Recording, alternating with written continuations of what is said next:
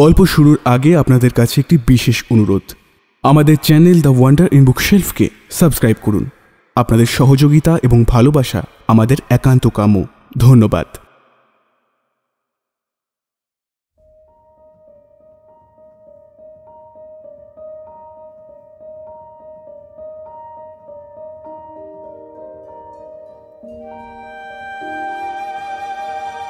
গল্পের দেশে আপনাদের নিয়ে যেতে আমরা আবার তৈরি।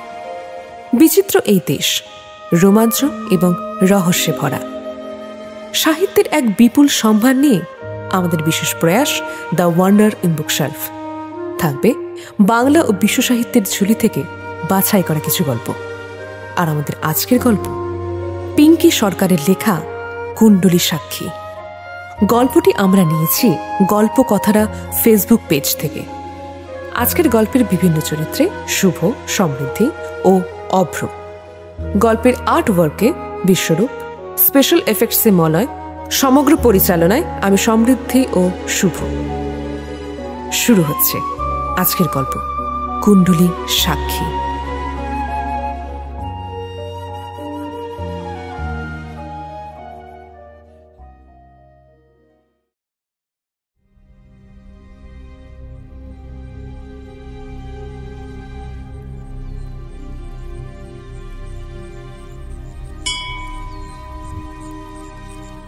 উষা লগ্নে মা সিংহ বাহিনীর মন্দিরের ঘণ্টা বেজে উঠল।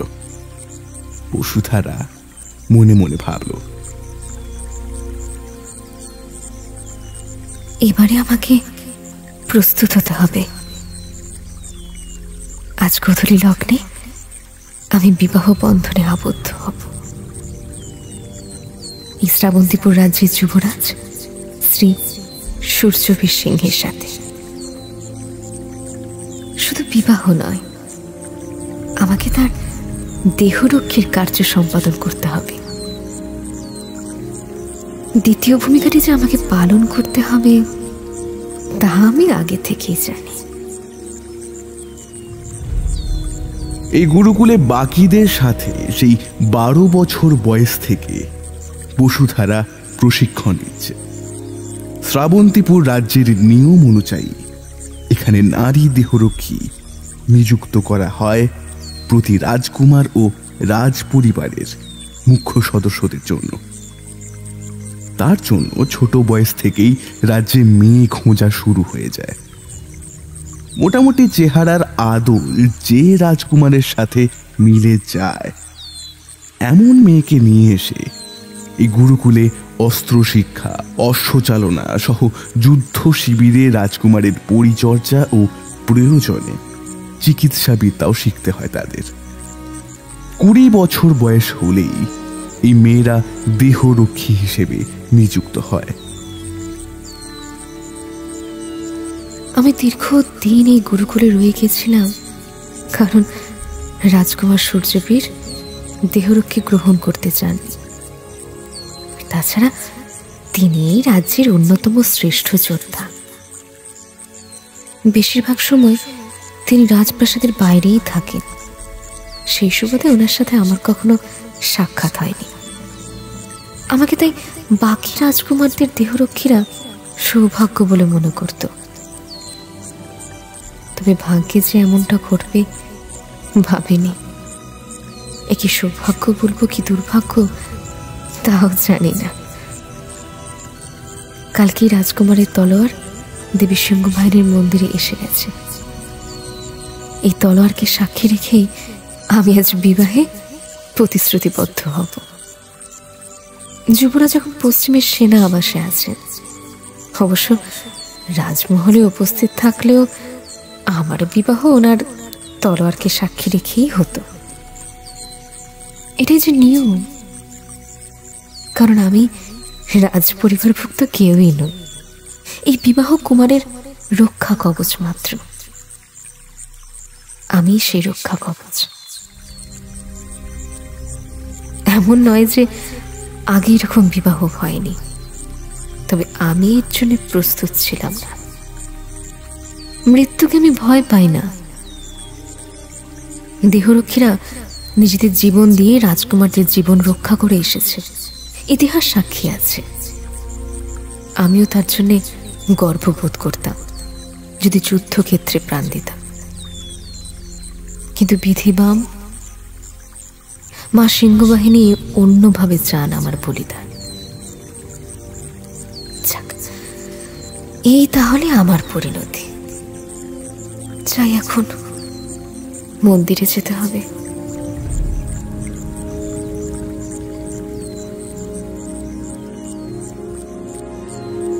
রাজপরিবারের নিয়ম অনুসারে যদি রাজকুমারের কোনরূপ জীবনহানিজনিত বিপদ উপস্থিত হতো, তাহলে সবার আগে এই দেহরক্ষীকে সামনে আনা হতো। কখনো কখনো এরা রাজকুমারের বদলে যুদ্ধক্ষেত্রে শত্রুপক্ষকে বিভ্রান্ত করার জন্য উপস্থিত থাকত। আর এই জন্যই এদের চেহারা সাদৃশ্য দেখা যেত সেই রাজকুমারের সাথে। তেমনি ব্যক্তিগত জীবনে রাজকুমারকে রক্ষা করাও এই দেহরক্ষীর দায়িত্ব।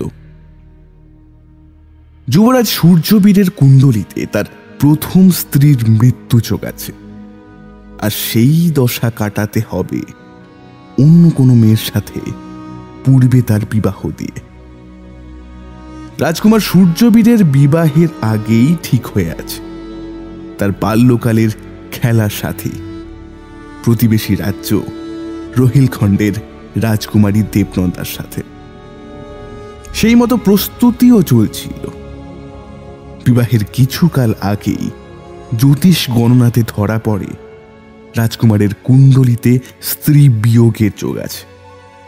রাজকুমার সূর্যবীর বিবাহে অস্বীকার করেন, কিন্তু এই বিবাহে শুধু দুই বাল্য বন্ধুত্বের পরিণতি নয়, দুই রাজ্যেরও একত্রীকরণ ঘটবে।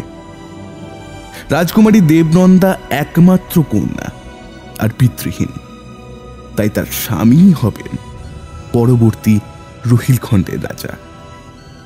এহেন সুযোগ শ্রাবন্তীপুরের মহারাজ রুদ্রবীর সিংহ ছাড়বেন না, তাই একরকম বাধ্য করেছেন মহারাজ রুদ্রবীর রাজকুমারকে এই বিবাহে।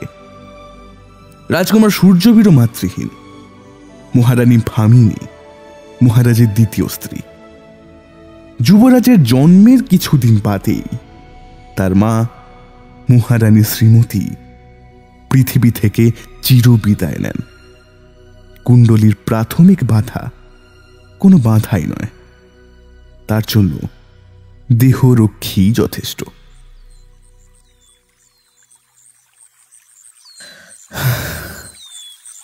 আজ উঠতে ইচ্ছে করছে না আমার।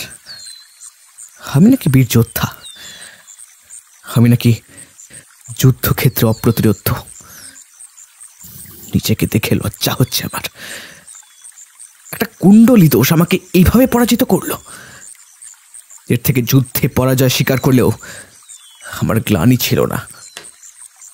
এখানে কাপুরুষের মতন আত্মসমর্পণ করতে হচ্ছে আমাকে আমার আমার ভাগ্যের কাছে। আর আমার জন্য মৃত্যু স্বীকার করতে হবে একটি সম্পূর্ণ নিরপরাধ মেয়েকে। তার শুধু এই অপরাধ যে সে আমার দেহরক্ষী, যার আমি কখনো সাহায্য নিইনি। আজ ভাগ্যের কি পরিহাস, সেই আমার কুণ্ডলী দোষ কাটাবে। এক মনে ভাবতে থাকে রাজকুমার সূর্যবীর। মা সিংহবাহিনীর সাক্ষী আমি বিবাহ চাইনি। নিজেকে সর্বদা মাতৃভূমির রক্ষার্থে সমর্পণ আমার জীবনের মূল লক্ষ্য। রাজকুমারী দেবনন্দা তা জানে। আমাকে তাই সে কোনোদিন বিবাহের জন্য বাধ্য করেনি। আমি তাই থেকে শ্রদ্ধা করি। দেবনন্দা আমার বাল্য সখী, কিন্তু সে আমার প্রেম নয়। আমার ভালোবাসা শুধু আমার মাতৃভূমি, এই শ্রাবন্তীপুর রাজ্য। আমি তাকে সর্বদা রক্ষা করবার প্রতিশ্রুতি নিয়েছি। কখনো শত্রুর সামনে নত হইনি, হারতে আমি শিখিনি।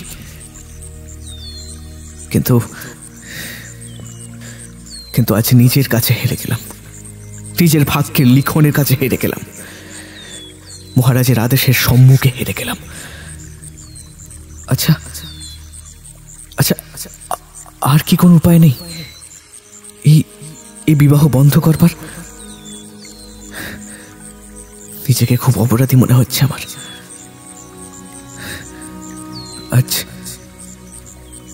আজ মাকে খুব মনে পড়ছে।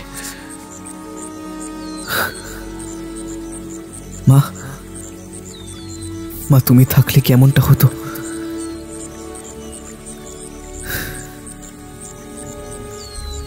না না, শেষ একটা চেষ্টা আমাকে করতেই হবে। যেমনটি ভাবা অমনি দ্বার রক্ষককে ভিতরে ডাকলেন রাজকুমার সূর্যবীর। তার ঘোড়া আর তলোয়ার আনতে আদেশ দিলেন। দ্বার রক্ষক কিন্তু করতে লাগলো। রাজকুমার প্রশ্নবোধক দৃষ্টিতে তার দিকে ফিরতেই সে জানালো তার তলোয়ার বিবাহস্থলে মা সিংহ বাহিনীর মন্দিরে রয়েছে। তিনি আরো বিচলিত বোধ করলেন। তারপর শুধু ঘোড়া নিয়েই মা সিংহ বাহিনীর মন্দিরের দিকে ছুটলেন। এখনো যদি কিছু করা যায়। দ্বার রক্ষককে কড়া নির্দেশ দিলেন কাউকে কিছু না জানাতে, আর সাথে নিলেন তার একমাত্র সহচর সেনাপতি সুমিত্রকে।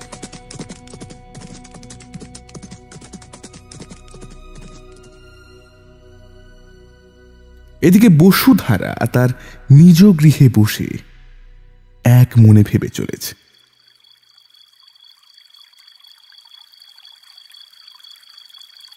বিবাহ বাসর বুঝে এমন হয় যেমনটা আমার হয়েছে। একা আমি পুষ্পসজ্জিত এই গৃহে বসে আছি। একটু আগেই আমার বিবাহ সম্পন্ন হয়েছে। বিবাহ মানে ওই আর কি, নিয়ম মতো তলোয়ার সামনে রেখেই বিবাহ রীতি পালন। বেশি কেউ সেখানে উপস্থিত ছিল না। প্রধান পুরোহিত, কিছু পূজারিনী আর গুরুকুলের কিছুজন ছিল। রাজ পরিবারের কেউই ছিল না। আর এখন বিবাহ বাসরে আমি একা। এরপরে কি করতে হবে জানি না। কেন জানি না, বড় ক্লান্ত লাগছে। একটু বিশ্রাম নিলে ভালো হয়। হঠাৎ রুদ্ধদ্বারে কণাঘাত পড়ল। বসুধারা দ্বার উন্মুক্ত করতেই এক যোদ্ধাবেশী পুরুষ প্রায় দৌড়ে এসে পড়ল। বসুধারা কিছু বলার আগেই সে প্রণামের ভঙ্গিতে হাত তুলে বলল, আমাকে ক্ষমা করবেন দেবী, এই সময় এইভাবে আপনাকে বিরক্ত করবার জন্য। আমি সেনাপতি সুমিত্র। আপনাকে এখনই আমার সঙ্গে যেতে হবে। যুবরাজের ওপর গুপ্তঘাতক আঘাত করেছে। কি? বসুধারা কি করবে তা ভেবে পাচ্ছিল না, কারণ জানার পরে অবশ্য আর আপত্তির কারণ ছিল না। রাজকুমার সূর্যবীর বিবাহস্থলে আসতে গিয়ে পথে গুপ্ত ঘাতক দ্বারা আক্রান্ত হন। অতর্কিতে একটা তীরের ফলা এসে লাগে। বসুধারা সেনাপতি সুমিত্রর সাথে অন্ধকারে পা বাড়ায়।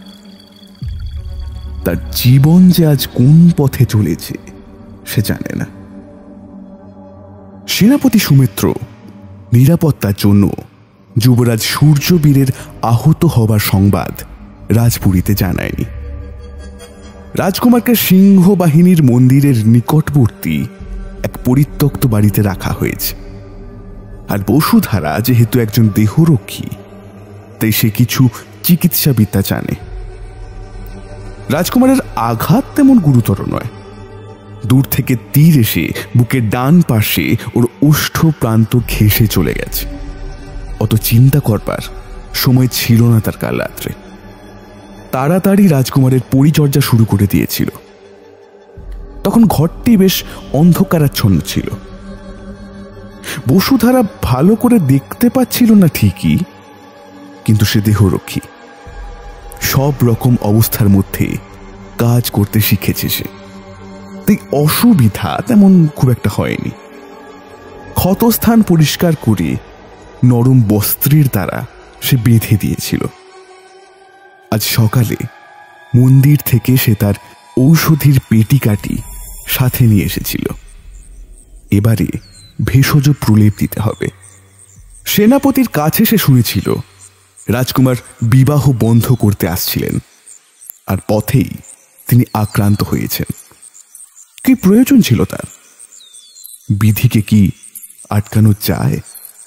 এইসব ভাবতে ভাবতেই ঔষধি পেটিকাটিকে নিয়ে ভিতরে প্রবেশ করতে একটু দাঁড়িয়ে পড়ল বসুধরা। আজ সূর্যের উজ্জ্বল আলোয় পুরো ঘরটি আলোকিত। কালকে রাজকুমার ঘুমিয়েছিলেন, কিন্তু এখন উনি উঠে বসেছেন। যথার্থ বীরের মতো চেহারা ওই রাজকুমার সূর্যবীরের। মুখটি শিশুর মতো কোমল, সারল্য মিশ্রিত। গৌরবর্ণ, উন্নত নাসিকা, বলিষ্ঠ বক্ষ ও স্কন্ধ, ঘন কুঞ্চিত কেশ কন্ধ পর্যন্ত একটি পীতবর্ণের উত্তরীয় দিয়ে জড়ানো। এই প্রথম কাছ থেকে তাকে দেখল বসুধারা। একটু অপ্রতিভ বোধ করল। ততক্ষণে যুবরাজ মুখ তুলে তাকে এক পলক দেখে তার দৃষ্টি নামিয়ে নিয়েছেন। কালকে সুমিত্রর থেকে শুনেছেন বিবাহ সম্পন্ন হয়ে গেছে। তার সম্মুখে এখন যে অপরিচিতা দাঁড়িয়ে রয়েছে সেই তার স্ত্রী। অপরাধ বোধ যেন আরো বেড়ে যাচ্ছে তার। ওইভাবে অতর্কিতে আক্রমণ না হলে সে ঠিক সময় পৌঁছে বিবাহ বন্ধ করে দিতে পারত।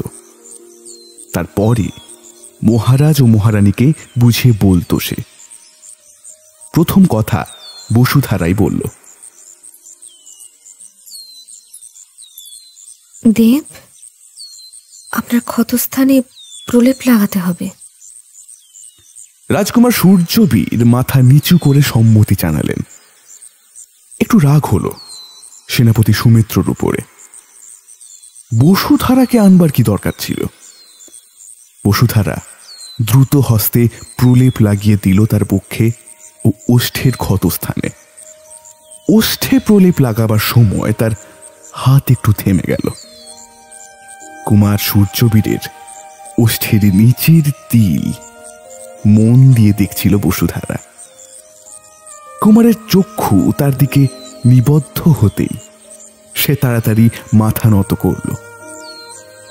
তার কোমল হস্তের স্পর্শে একটু অস্বস্তি হচ্ছিল কুমার সূর্যবীরের। রাজকুমার কোনো নারীর সেবা নিতে অভ্যস্ত নন। বসুধারা জানে সে তার কর্তব্য পালন করছে মাত্র। সে জানে তার স্থান কোথায়। সে নিজেকে একজন দেহরক্ষী মনে করে। আপনি এখন বিশ্রাম নিন কুমার, আমি সন্ধ্যাকালে আবার আসব। তার আর প্রয়োজন নেই। এই প্রথম রাজকুমারের কণ্ঠস্বর শুনল বসুধরা। একটু চমকে উঠল। সূর্যবীর শান্ত কণ্ঠে বলে উঠলেন, আমি একটু পরেই সেনা শিবিরে যাব।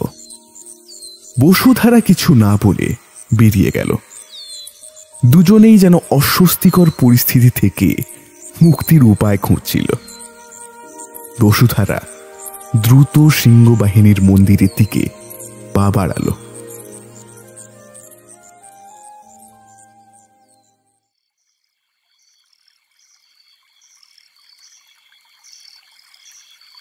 ওদিকে রাজকুমারী দেবনন্দা নিজের মনে ভেবে চলেছে। একটু আগে শ্রাবন্তীপুর থেকে দূত এসে জানিয়ে গেল কুমারের বিবাহ সম্পন্ন হয়েছে। আর মহারানী জানিয়েছেন আমি যেন নিরাশ না হই। এই বিবাহ আমার আর রাজকুমারের সম্পর্ককে নাকি আরো দৃঢ় ও দীর্ঘজীবী করার জন্য। না, আমি নিরাশ হইনি। কুমারকে আমি বাল্যকাল থেকে চিনি। সে কোনো নারীর বশবর্তী নয়, এমনকি আমারও কুমারের উপরে সম্পূর্ণ অধিকার নেই। সে অধিকার কুমার কাউকে দেন। আমার তাতে অভিযোগ নেই। আমি জানি কুমার, তোমার ভালোবাসা মাতৃভূম, কিন্তু আমার ভালোবাসা যে তুমি, সে ছোট থেকে তোমাকেই সব থেকে চেয়েছি, ভালোবেসেছি। তুমি আমার অবলম্বন, তুমি আমার সব। আমার বাল্যকালের অধিক সময় তোমার সাথে কাটিয়েছি। এক হিসাবে শ্রাবণদেবরে আমি বেশি সময় থাকতাম, তাই মহারাজ আর মহারানী আমাকে নিজের করে নিয়েছেন। আমিও তোমার রাজ্য, তোমার পিতা মাতা আর তোমাকে আমার নিজের ভাবি। তুমি নিরাশ হও না কুমার, আমি সর্বদা তোমার পাশে আছি আর থাকব। দূতের নিকট পত্রে এই কথাগুলি লিখতে খুব ইচ্ছে হচ্ছিল রাজকুমারীর, কিন্তু কুমার এখন রাজ্যের বাইরে। তাই সেই ইচ্ছে সম্বরণ করে মহারানীকে পত্র দিল দেবনন্দা যে খুব শীঘ্র শ্রাবন্তপুরে সে আসবে। অন্যদিকে বসুধারা ভেবে চলেছে। এক পক্ষকাল হতে চলল আমি এই রাজবাড়িতে এসেছি। এখন আমার লৌকিক পরিচয়, আমি রাজবধূ, যুবরাজ সূর্যবীর সিংহের স্ত্রী। যদিও সেই দিনের পর রাজকুমার আর রাজধানীতে আসেননি। ওনার আঘাত প্রসঙ্গে পরে জেনেছিলাম সুস্থ আছেন। যাক, দেহরক্ষী হিসেবে ওনার কিছু উপকার তাহলে করতে পেরেছিলাম সেদিন। এখানে আসার পরে একদিন মহারানী এসেছিলেন। তেমন কথা হয়নি, হয়তো উনি প্রয়োজন বোধ করেননি। আর কারোর সাথেই কথা হয় না।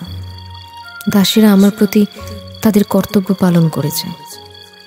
আমার অবশ্য দাসীর সাহায্যের প্রয়োজন হয় না। গুরুকুল থেকে নিজের কাজ নিজে করে অভ্যস্ত আমি। তবু নিয়ম মতো কিছু কাজ করা যায় না রাজবধূদের। আমিও সেই নিয়মের ব্যতিক্রম। নিজের শয়ন কক্ষেই বেশিরভাগ সময় থাকি। যদিও বাইরের প্রকৃতি সান্নিধ্য আমার অধিক প্রিয়, কিন্তু কে কি মনে করবে ভেবে বলি না বাইরে বেরোনোর কথা।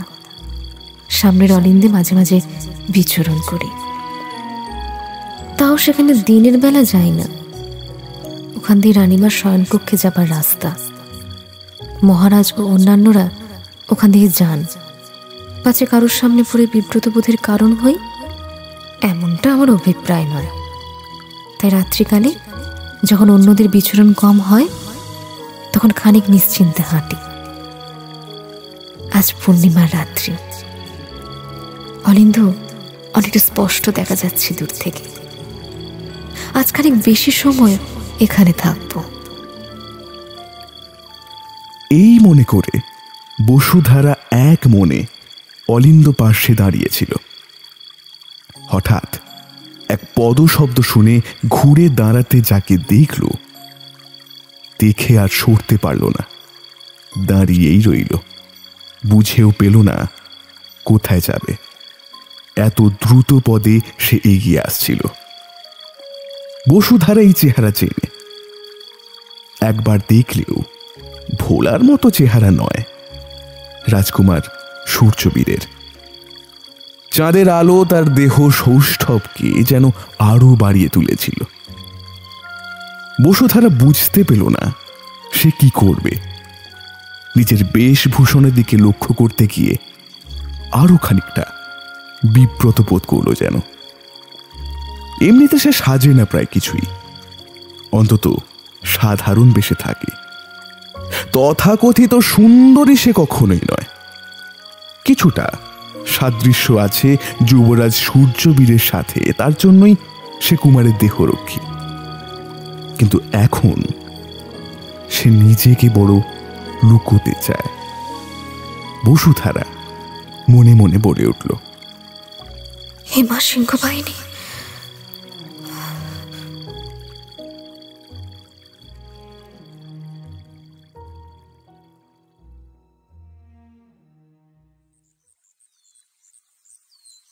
কালকে রাত্রে অলিন্দে যে নুপুরের শব্দ শুনেছিলাম, জানি সেটা কার। একজন যোদ্ধা আমি, সর্বদা সজাগ থাকতে হয়। সে কোনখান থেকে কোন দিকে গিয়ে কোথায় নিজেকে লুকিয়েছিল তা আমার অগোচর ছিল না। কিন্তু ইচ্ছে করেই আমি কিছু বলিনি, শুধু একটু হাসি পেল, এই ভেবে যে আমার দেহরক্ষী আমাকে রক্ষা করার পরিবর্তে নিজেকে রক্ষা করতে ব্যস্ত। আজ সকালেও এটা ভেবে অধরে হাসির রেখা কয়েকবার ফুটে উঠেছে রাজকুমার সূর্যবীরের, যা সেনাপতি সুমিত্রের দৃষ্টি এড়ায়নি। বয়সে তারা দুজনেই সমান, তাই যুবরাজের সাথে অনেক নিকট সম্পর্ক ওই সেনাপতি সুমিত্রের। কারণ জিজ্ঞাসা করলে অবশ্যই বলবেন না রাজকুমার। সুমিত্র তা ভালো করে জানে, তাই অপেক্ষা করছে সে। অপেক্ষা আরো একটি কারণে করছে তারা, মহারাজের সাক্ষাতের। কাল রাত্রে এই কারণেই তারা রাজধানীতে এসে পৌঁছেছে। গুরুতর পরামর্শ আছে আজ মহারাজের সাথে তাদের। কিন্তু রাজকুমারের এই ক্ষণে ক্ষণে হাসির কারণ যে কি সেটা বুঝতে পারছে না। প্রতিহারী এসে জানিয়ে গেল মহারাজ মন্ত্রণা গৃহে এসে গেছেন, তাঁদের ডেকেছেন। রাজকুমার উঠে দাঁড়ালো। যুবরাজ মন্ত্রণা গৃহে গেলেন হাসি মুখে, কিন্তু ফিরলেন মলিন মুখে। যে উদ্দেশ্যে এসেছিলেন তা সফল হয়েছে। 4 মাস অপেক্ষার পর সীমান্ত রাজ্য কিরাতভূমি অধিকার করার অনুমতি পেয়েছেন মহারাজ। সাথে আরো একটি আদেশ মহারাজ রুদ্রবীর দিয়েছেন যে এবারে একা যুবরাজ যাবেন না, সাথে তার দেহরক্ষী থাকবে। আর যদি যুবরাজ অস্বীকৃত হন তাহলে তিনি কনিষ্ঠ রাজকুমার চন্দ্রবীরকে কিরাতভূমি আক্রমণের ভার পরিচালনা করতে পাঠাবেন। রাজকুমার সূর্যবীরের কাছে আর বিকল্প ছিল না।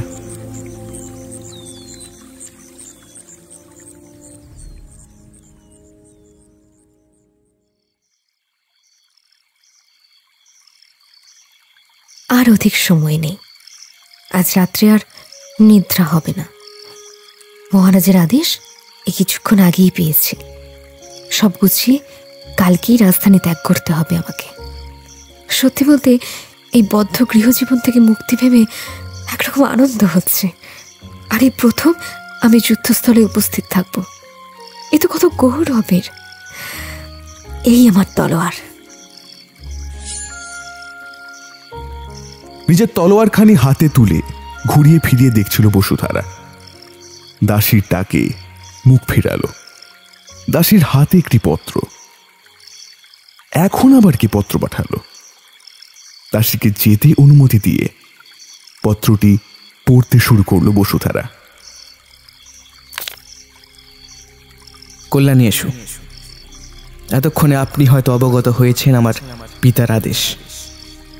আমাকে ক্ষমা করবেন, আমি নিরুপায়, কিন্তু বিবেক বুদ্ধিহীন নই। এই পত্র পাঠাবার কারণ এই, আপনি দয়া করে নিজের জীবন সংকটময় করবেন না। আপনি আমার সাথে আসতে অস্বীকার করে দিন। পিতাকে আমি জানি, আপনি না বলে দিলে উনি আপনাকে বাধা দেবেন না, আমায় মার্জনা করবেন। ইতি সূর্যবীর।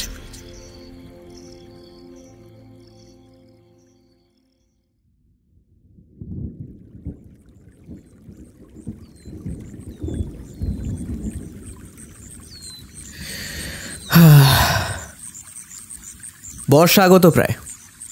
রাজ্যে বর্ষামঙ্গল উৎসব আরম্ভ হবে, তাই তার পূর্বেই কিরাতভূমি অধিকার করতে হবে। ওদের অত্যাচার দিন দিন বেড়েই চলেছে। শুনলাম নারী শিশু কেউ ওদের নিপীড়ন থেকে রেহাই পাচ্ছে না। আমাদের দ্রুত প্রস্তুতি নিতে হবে সুমিত্র, আর অধিক সময় নেই। তুমি গিয়ে নবপ্রশিক্ষণ প্রাপ্ত পদাতিক সেনাদের প্রস্তুতি কেমন একবার দেখে এসো। আর তারপর আমাকে জানাও। আজ্ঞে কুমার। সুমিত্র সেনানিবাসের দিকে ফিরে গেল। আকাশে ঘন কালো মেঘের ঘটা, পাশেই ছোট্ট একটি ঝিল আছে। কুমার সূর্যবীর কিছুটা অবসর সময় এখানে কাটান, যদিও অবসর খুব কম পান। আজ এখানে এসে যখন দাঁড়ালেন, সোঁদা মাটির ঘ্রাণ পাচ্ছিলেন, কিন্তু কাছেই একটি শিশুর ক্রন্দনের আওয়াজ পেলেন তিনি। এদিকে তো কেউ সচরাচর আসে না। শব্দ অনুসরণ করে এগিয়ে যেতেই দেখলেন একটি 8 কি 10 বছরের বালিকা প্রবল বেগে দৌড়ে আসছে, আর তাকে অনুসরণ করে এক অশ্বারোহী তীর হাতে ছুটে আসছে। মেয়েটির প্রাণ ভয়ে চিৎকার করছে। কুমার সূর্যবীর দ্রুত নিজের তরোয়াল হাতে নিলেন, কিন্তু চালাতে হলো না। তার আগেই একটি তলোয়ার এসে অশ্বারোহীর বক্ষস্থল ভেদ করল। এমন নিপুণ নিশানা কার দেখতে পিছন ফিরতেই কুমার দেখলেন বসুধারা তখনও সেই অশ্বারোহীর দিকে তাকিয়ে আছে। অশ্বারোহী অবশ্যই তখনই মৃত্যুর মুখে ঢলে পড়েছে। বাচ্চা মেয়েটি এটা দেখে ভয় আরো কেঁদে উঠল। বসুধারা তার দিকে ছুটে গিয়ে ক্রোড় তুলে নানা কথায় ফোড়াতে লাগলো। কিছু হয়নি তোমার, কিছু হয়নি, তুমি এখন নিরাপদ আছো। দেখো দেখো, কিছু হবে না আর। এই প্রথম বসুধারাকে ভালো করে দেখল যুবরাজ। কিছুটা সাদৃশ্য তার সাথে থাকলেও মুখশ্রী অতি কোমল, কিন্তু দৃপ্ত ভঙ্গিমা আছে দৃষ্টিতে। আর যেভাবে ছোট মেয়েটিকে প্রবোধ দিচ্ছে সে, তাতে যে শিশুসুলভ ভাবটি তার স্বভাবের সহজ সরল ব্যক্তিত্বকে আরো সুশ্রীভাবে প্রকাশ করছে। যদিও নারী চরিত্র সম্বন্ধে কুমার সূর্যবীর একটুও অভিজ্ঞ নন, এর জন্য রাজকুমারী দেবনন্দা তাকে উপহাস করেছে বহুবার। বসুধারাকে নিয়েই সেদিন সেনানিবাসে ফিরতে হয়েছিল। মহারাজের সম্মুখে যুবরাজ কিছু বলতে পারেনি, আর এখানে এসে ব্যস্ত হয়ে পড়াতে বসুধারার সাথে কথাও হয়নি তার। ইতিমধ্যে ক্রন্দনের আওয়াজ শুনে সুমিত্র সহ কয়েকজন নিরাপত্তা রক্ষী ঝিল তীরে উপস্থিত হয়েছে। বসুধারা মেয়েটিকে তার শিবির মধ্যে নিয়ে যেতে যেতে যুবরাজকে উদ্দেশ্য করে বলল, ওর পায়ে সামান্য আঘাতের চিহ্ন রয়েছে, দৌড়ে আসতে গিয়ে হয়তো পড়ে গেছে, শুশ্রূষার প্রয়োজন। যুবরাজ শীতল কণ্ঠে বললেন, আঘাতের চিকিৎসায় আপনি তো দক্ষ, কিছুর প্রয়োজন লাগলে সুমিত্রকে জানাবেন। বিবাহের রাত্রের কথা মনে করেই যুবরাজ কথাটি যে বলেছেন তা বুঝতে পেরে মাথা নত করে চলে গেল বসুধারা। একটু দূরে দাঁড়িয়ে সুমিত্র তখন হাসছিল। সূর্যবীর তার দিকে তাকাতেই ছদ্ম গাম্ভীর্য ধারণ করল সে।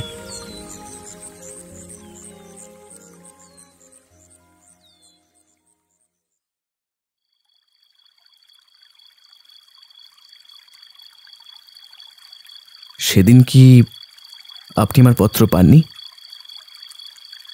এইভাবে এখানে এসে আপনি ঠিক করেননি। এই স্থান আপনার জন্য নিরাপদ নয়। যুবরাজ সূর্যবীরের কণ্ঠে খানিক উষ্মা প্রকাশ পাচ্ছিল। বসুধারা তখনও মাথা নিচু করে বসেছিল। পাশে মেয়েটি নিদ্রিত। ভয় পেয়ে তার শরীরে তাপ বৃদ্ধি ঘটেছে। যুবরাজ তাকেই দেখতে এসেছিলেন। ইতিমধ্যে মেয়েটির পরিচয় জানতে লোক পাঠানো হয়েছে। বসুধারা ছোট্ট শ্বাস নিয়ে ধীর স্বরে বলল, আমরা দেহরক্ষীরা তো এই স্থানকে নিরাপদ মনে করি, আর আর এই যুদ্ধক্ষেত্রের জন্য প্রস্তুত হই শিশুকাল থেকেই। আপনার নিরাপত্তা শুধু যুদ্ধক্ষেত্রের জন্য নয়, ব্যক্তিগত একটি কারণও আছে। যুবরাজ চিন্তিত মুখে বললেন। বসুধারা কিছু একটা বলতেই যাচ্ছিল, তার আগেই দাসী এসে জানালো মেয়েটির পরিচয় জানতে যারা গিয়েছিল তারা ফিরে এসেছে। যুবরাজ বেরিয়ে গেলেন।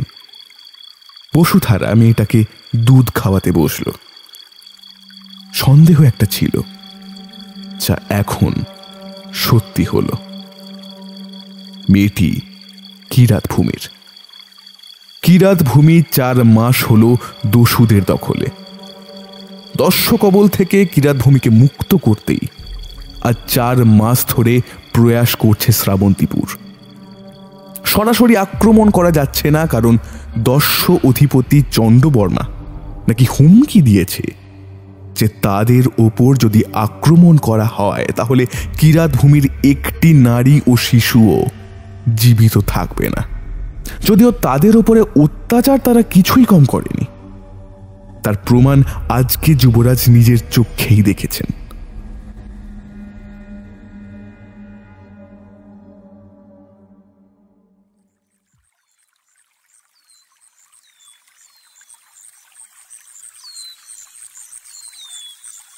আমাকে অনুমতি দিন দেন। গুপ্তচর যখন বারবার এক কথা জানাচ্ছে যে কিরাত ভূমি সরাসরি আক্রমণ করা যাবে না, কিরাত প্রাসাদ ঘেরা যাবে না, সেখানে নারী ও শিশুরা আছে, তাদের প্রাণ সংকট হবে এতে। আমি আগে ছদ্মবেশে কিরাত প্রাসাদে প্রবেশ করে নারী ও শিশুদের নিরাপদে নিয়ে আসব, তারপরে আপনি আক্রমণ করতে পারবেন। যত স্বচ্ছন্দে পরিকল্পনাটি জানালো বসুধারা, তত সহজে রাজকুমার অনুমতি পেল না। কারণ রাজকুমার নিজে আর তার কুণ্ডলী দোষ। সূর্যবীর যেন আরো বেশি সতর্ক থাকেন আজকাল, যাতে কোনোভাবেই তার জন্য বসুধারার বিপদ না ঘটে। কিন্তু বসুধারা যে তার দেহরক্ষী, বসুধারা তার কর্তব্য পালন কিভাবে করবে যদি যুবরাজ এভাবে বাধা দেন?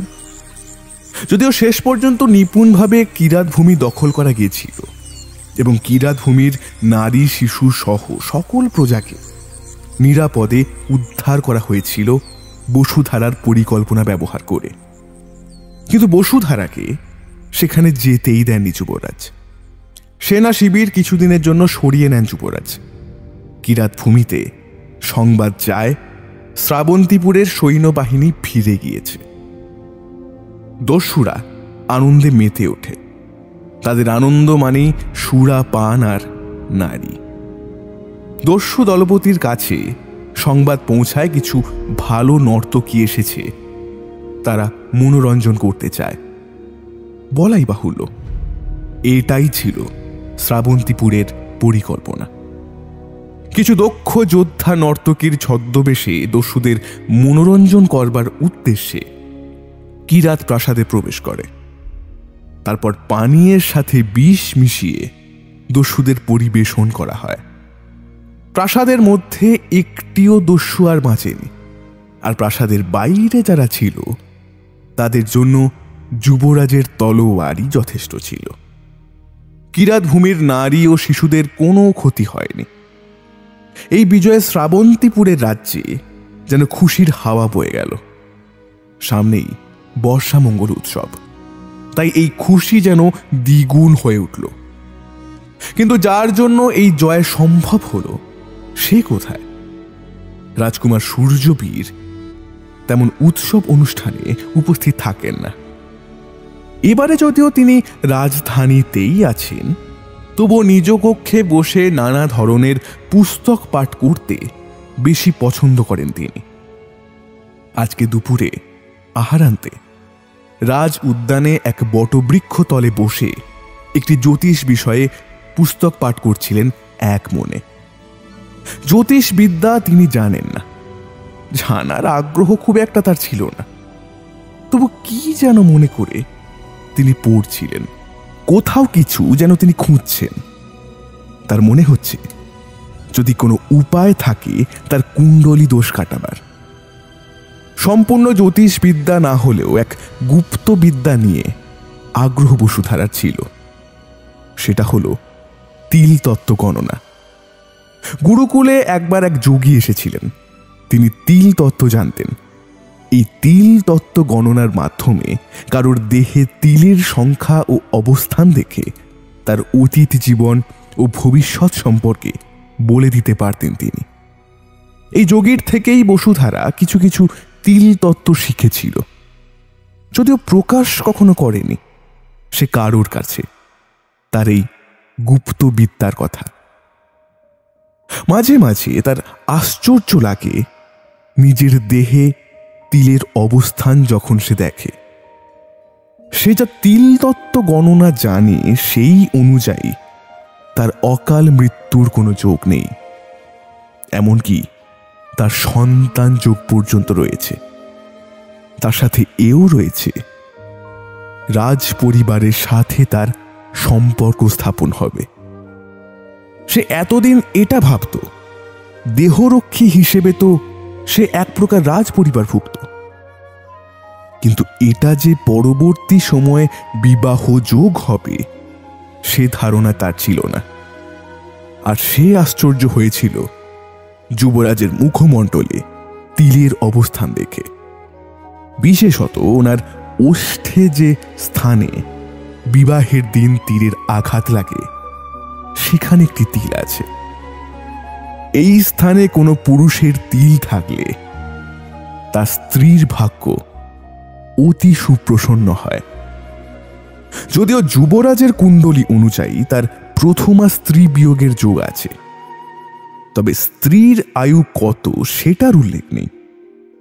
বসুধারা ভাবে যদি একবার যুবরাজের দেহে তীরের অবস্থান দেখতে পেত তাহলে তিল তত্ত্ব গণনা ভালো করে করা যেত। নিজে ভেবে নিজেই সে লজ্জা বোধ করে। সে কি সব ভাবছে? যুবরাজের তিল লেখা মানে তো। নিজেকে মনে মনে শাসন করে বসুধারা। যতবার ভেবেছি এই তিল নিয়ে ভাববো না, ততবার আরো নানাভাবে নানা ভাবনা মাথায় ভিড় করেছে। আজকে প্রাতঃকালে যখন যুবরাজকে তার অনুচরের সাথে অস্ত্র চালানো অনুশীলন করতে দেখলাম, সেটা যেন আরো জেগে উঠল। এত যখন ইচ্ছা করছে একবার পরীক্ষা করে দেখতে দোষ কি? এমন সতর্কভাবে করব যুবরাজ বুঝতেই পারবেন না। যেমন ভাবা তেমনই কাজ। কথায় আছে নারীর মনের কৌতূহল নিবৃত্ত করা স্বয়ং বিধাতার পক্ষেও দুঃসাধ্য। এই রাজভবনে বহিস্থ ভাগের একটি কক্ষেই যুবরাজ রাত্রি সময় থাকেন। বিবাহের পরে উনি সচরাচর অন্দরমহলে যান না, খুব ভোরে ওঠা তাঁর অভ্যেস। তারপর অস্ত্রবিদ্যা চর্চা করেন। ঘোড়াশালে গিয়ে কখনো কখনো নিজের প্রিয় ঘোড়াটিকে নিয়ে বেরিয়ে আসেন। তারপর স্নান সম্পন্ন করে দেবী সিংহ বাহিনীর পূজা করেন। এরপর রাজ্যের ব্যবস্থা পরিচালনা কেমন চলছে তা বিষয়ে বিভিন্ন বিভাগের মন্ত্রী ও কর্মচারীদের সাথে আলোচনা করা, হিসাব দেখা আর সৈন্যবাহিনীর তত্ত্বাবধান করা, এই সব সম্পন্ন হতে হতে প্রায় দুপুর গড়িয়ে যায়। শেষে আহারান্তে প্রিয় পুস্তক পাঠ। কখনো তাতেই রাত্রি হয়ে যায়। কখনো সুমিত্র এলে তার সাথে খানিক কথা হয়, আরেকজনের সাথেও কথা হয়, সভাকবি সুদর্শন সেন। কাব্যে মহারাজ রুদ্রবীরের বিশেষ রুচি আছে, তাই নিত্য কাব্য চর্চা চলে শ্রাবন্তীপুরের রাজপ্রাসাদে। আর কবি সুদর্শন কোনো নতুন কাব্য বা অধ্যায় লিখলেই তার প্রথম এবং প্রধান শ্রোতা হন যুবরাজ সূর্যবীর আর সুমিত্র। সুমিত্রর কাব্যে বিশেষ রুচি আছে, কিন্তু যুবরাজ শুধু শোনার জন্যই শোনেন। সময়টাও একভাবে কেটে যায়। যুবরাজ কিরাতভূমি জয় করে আসার পর থেকে রাসলীলা কাব্য পাঠ করে শোনাচ্ছেন প্রতি রাত্রে কবি সুদর্শন। সুমিত্র সাগ্রহে শুনছে, যুবরাজ কেবলই শুনছেন। প্রশংসা যদিও দুজনেই করছে। আজ অনুশীলন স্থলে এসে যুবরাজ আশ্চর্য হলেন বসুধারাকে দেখে। সাধারণত সে অন্দরমহল থেকে বেরোয় না। কুমার জানেন না আজ বিশেষ প্রয়োজন আছে তার। কিরাতভূমি থেকে ফেরার পরে এই প্রথম দেখা হলো দুজনের। বসুধারার পরনে দেহরক্ষীরা যে পোশাক অনুশীলনকালে পরে থাকে সেই পোশাক, হাতে তলোয়ার। একটু হেসে বসুধারা বলল, আপনাকে একটা কথা জানাতে ভুলে গেছিলাম দেব। আমাদের গুরুকুলে এক বিশেষ অস্ত্র কৌশল শেখানো হয়, আর নির্দেশ দেওয়া হয় যখন রাজকুমারের দেহরক্ষী হিসেবে আমরা নিযুক্ত হব তখন সেই রাজকুমারের সম্মুখে যেন এই কৌশল প্রয়োগ করি। আর তিনি যদি আগ্রহী হন তাহলে তাকে শেখাবার নির্দেশ দেওয়া আছে। এমন কি কৌশল? এরকম কোনো রীতি তো আমার জানা ছিল না। যুবরাজ যে এরকম প্রশ্ন করবেন জানত বসুধারা। সে প্রস্তুত ছিল। সঙ্গে সঙ্গে সে জানালো, একটা গুপ্ত কৌশল কুমার, সবাইকে ব্যক্ত করার অনুমতি নেই আমাদের। তাই আপনি অন্য কোনো রাজকুমারকে বা দেহরক্ষীকে জিজ্ঞাসা করলেও তারা বলবে না। আপনাকেও গোপনীয়তা রক্ষা করতে হবে দেব। রাজকুমার সূর্যবীর কিছুক্ষণ নীরব রইলেন। তাকে কিছু ভাববার সুযোগ না দিয়ে বসুধারা বলে উঠল, অবশ্য কোন রকম বাধ্যতামূলক নয় কুমার, আপনি যদি না জানতে চান। বসুধারা জানত হেতেই কাজ হবে। একজন কুশল যোদ্ধার ক্ষেত্রে নতুন যুদ্ধ কৌশল শেখার থেকে অধিক উপযোগী আর কিছু হতে পারে কি? রাজকুমার সূর্যদেব সঙ্গে সঙ্গে সম্মত হলেন। দুজনে তলোয়ার নিয়ে সামনে দাঁড়ালেন। সবটা মিথ্যায় বলেনি বসুধারা। অধিক সময় গুরুকুলে অতিবাহিত করার সুবাদে বসুধারা অনেক প্রকার যুদ্ধ কৌশল জানত। এক বিশেষ চৈনিক পৌরাণিক যুদ্ধ রীতিতে সে শিখেছিল। বসুধারা সেটাই ব্যাখ্যা করতে শুরু করলো যুবরাজকে। এবারে শেখানো শুরু করলো বসুধারা। বাধ্য ছাত্রের মতন শুনছিলেন কুমার সূর্যবীর, আর রোমাঞ্চিত হচ্ছিলেন এমন যুদ্ধ কৌশলের রীতি সম্বন্ধে জানতে পেরে। এবারে শুরু হলো প্রশিক্ষণ। যেভাবে শিখিয়েছে বসুধারা, তার ধারণা ছিল সেটা ভালো করে শিখে রপ্ত করে সফলভাবে প্রয়োগ করতে যুবরাজের সময় লাগবে। একদিনে সম্ভব নয় এই সম্পূর্ণটা আয়ত্ত করা। তবু সে যুবরাজকে সম্মুখে আক্রমণ করল। উদ্দেশ্য যুবরাজ নয়, তার পরনের বস্ত্র।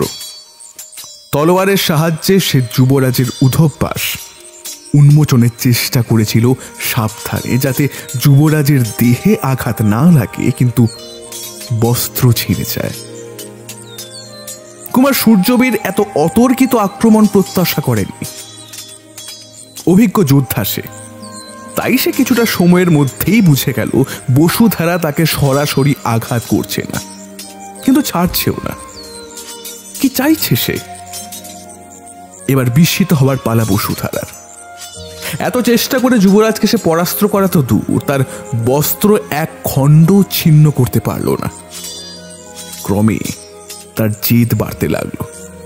তাতে সে আরো লক্ষ্যভ্রষ্ট হতে লাগলো। সূর্যবীরের এবারে বেশ মজা লাগছিল। একসময় বসুধারা নিরাশ হয়ে তলোয়ার ফেলে বসে পড়ল। তার সব চেষ্টা বৃথা গেল। দুজনের শ্বাস প্রশ্বাস প্রবল বেগে বইছিল। যুবরাজ সূর্যবীর হেসে ফেললেন। বসুধারা যেটুকু রেগে ছিল, কুমারের এমন অনাবিল হাসি দেখে সেও যে এতক্ষণ কি বোকামি করছিল তা ভেবে হেসে ফেলল। শিক্ষক আপনি ভালো বসুধারা, তবে এই অধম ছাত্রটির প্রতি বেশ নিষ্ঠুর। এত কড়া প্রশিক্ষণ। কথা শেষ করে তখনও হেসে যাচ্ছিলেন কুমার সূর্যবীর। বসুধারা এবারে লজ্জা পেল। উঠে হাত জোর করে বলল, আমায় ক্ষমা করবে। আরো কিছু বলতে যাচ্ছিল, কিন্তু কোনটা আগে বলবে কোনটা পরে সেটা বুঝতে পারছিল না। কুমার জানালেন, ক্ষমা তখনই করব যখন আপনি আমাকে এই যুদ্ধ কৌশলে একদম নিপুণভাবে প্রশিক্ষিত করে তুলবেন। তার জন্য এবার থেকে প্রতিদিন অনুশীলন করব। কি? শুনে খুশি হলো বসুধারা। মানে আরো সুযোগ পাবে সে। সম্মত হয়ে চলে গেল সে। যুবরাজ তার যাওয়া দেখতে দেখতে সভাকবি সুদর্শনের রচিত কাব্যের একটি পদ মনে করার চেষ্টা করছিলেন। পরক্ষণে নিজেকে সংযত করলেন। এরকম অন্যমনস্কতা তার স্বভাব বিরুদ্ধ।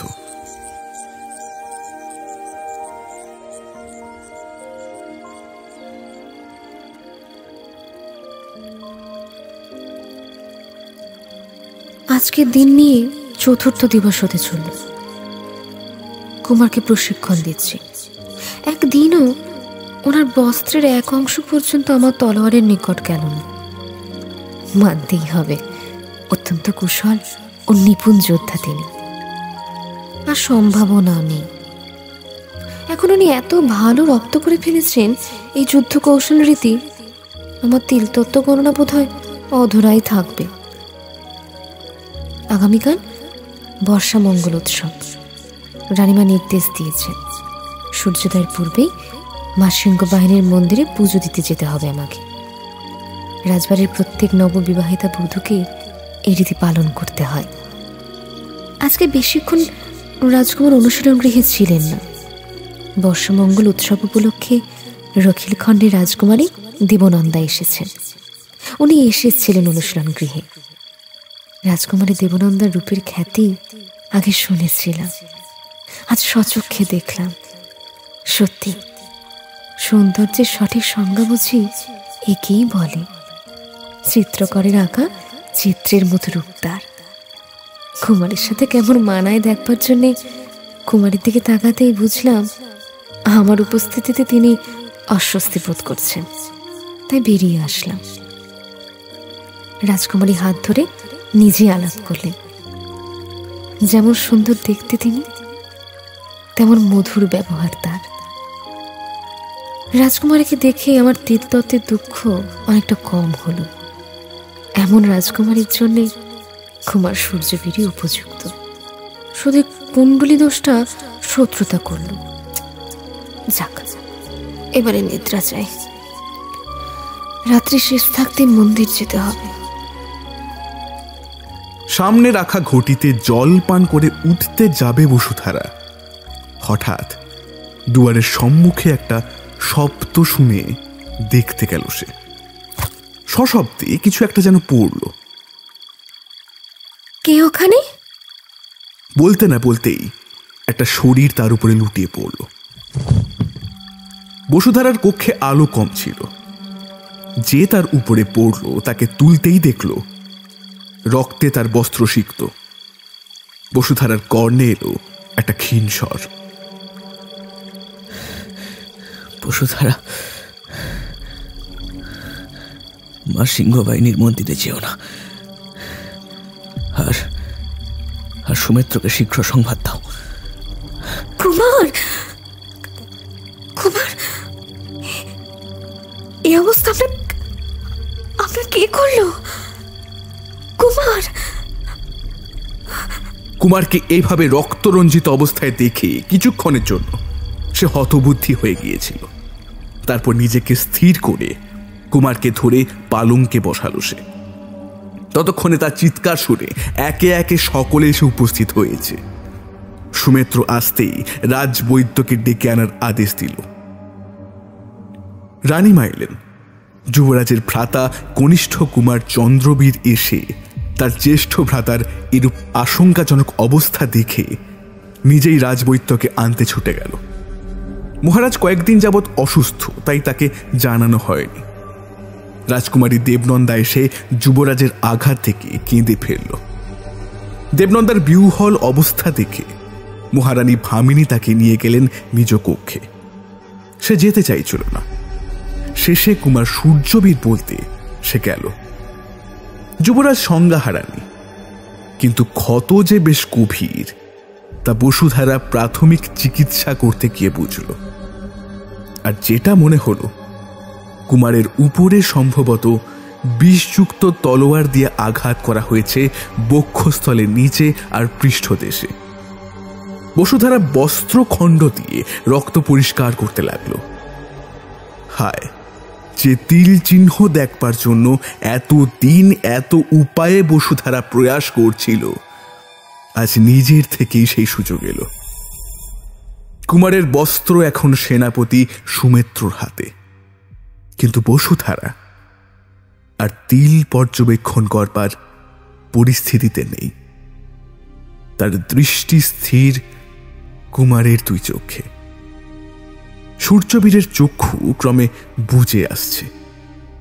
বসুধারা বুঝল এ লক্ষণ ভালো নয়, আর রাজবৈদ্যর জন্য অপেক্ষা করলে অবস্থা গুরুতর হতে পারে দেখে বসুধারা নিজেই চিকিৎসার ভার নিল। সুমিত্র সহ বাকিদের কক্ষের বাইরে যেতে বলল। আগুনের কুচ গরম করে যুবরাজ সূর্যবীরকে বলল, কুমার, আমি কুচের সাহায্যে আপনার ক্ষতের মধ্য থেকে বিষ তুলব। আপনার কষ্ট হবে, আপনি সহ্য শক্তির প্রয়োগ করুন, আর দয়া করে জেগে থাকুন। যুবরাজ সূর্যবীর মুখ বুজে ব্যথা সহ্যই করছিলেন। বসুধারা কুমারের মস্তক নিজের স্কন্ধে স্থাপন করল। বাম বাহু দিয়ে কুমারকে ধরে কুচ একে একে বক্ষস্থলের নিম্নে ক্ষতস্থানে বিদ্ধ করতে লাগল। রক্তের ধারা যুবরাজের দেহ দিয়ে নেমে বসুধারার বস্ত্র সিক্ত করে দিচ্ছিল। কুমার দ্রুত শ্বাস নিয়ে যন্ত্রণা উপশমের চেষ্টা করতে লাগল, কিন্তু চক্ষু দুটি যেন বুঝে আসছিল তার। ক্লান্তিতে নাকি নিদ্রায় বুঝতে পারছিল না। বসুধারা ক্রমাগত যুবরাজকে বলে যাচ্ছিল চক্ষু খোলা রাখতে। একসময় মনে হলো বসুধারার কণ্ঠস্বর যেন দূর থেকে দূরে চলে যাচ্ছে। বসুধারা বুঝতে পারছিল কুমারের শ্বাস ভারী হয়ে আসছে। সে সজোরে কুমারকে ধরে জাগিয়ে রাখবার চেষ্টা করতে লাগলো। আর একটু ধৈর্য ধরুন দেব, দেব, দেখুন দেখুন আমার দিকে দেখুন। দেব, চক্ষু খুলে রাখার চেষ্টা করুন। কুমার, কুমার, চক্ষু খুলে রাখার চেষ্টা করুন। কুমার, কুমার। বলতে বলতে বসুধারা কুমারের পৃষ্ঠদেশে উঁচবিদ্ধ করল। যুবরাজ চক্ষু বুঝে ঢলে পড়লেন যেন। বসুধারা আঁতকে উঠল। কুমার, কুমার। সমস্ত রাত্রি চেষ্টার পরে অবশেষে যুবরাজের দেহ বিষমুক্ত হয়। তবে বিপদমুক্ত পুরোপুরি নন, কারণ ক্ষত তার গভীর ছিল, তার অধিক অবশ্য তাকে জাগিয়ে রাখার কারণে। আর কোনো উপায় না পেয়ে যুবরাজের বাহুতে, বক্ষে, কণ্ঠে নিজের নখের প্রয়োগ করে ক্রমাগত আঁচড় দিয়ে যাচ্ছিল, যাতে বিষের ব্যথার সাথে নখের আঁচড়ের ফলে যে নতুন ক্ষত সৃষ্টি হচ্ছিল তার ব্যথায় তিনি জেগে থাকেন, এবং তা কাজ দিয়েছে। কুমার সারা রাত্রি জেগেছিলেন। পরে রাজবৈদ্য এসে সব পরীক্ষা করে দেখে জানালেন চিকিৎসা একদম ঠিক আছে, আর এক মুহূর্ত বিলম্ব হলে কুমারের জীবনহানির আশঙ্কা ছিল। তিনি প্রলেপ ও ঔষধি দিয়ে গেছেন।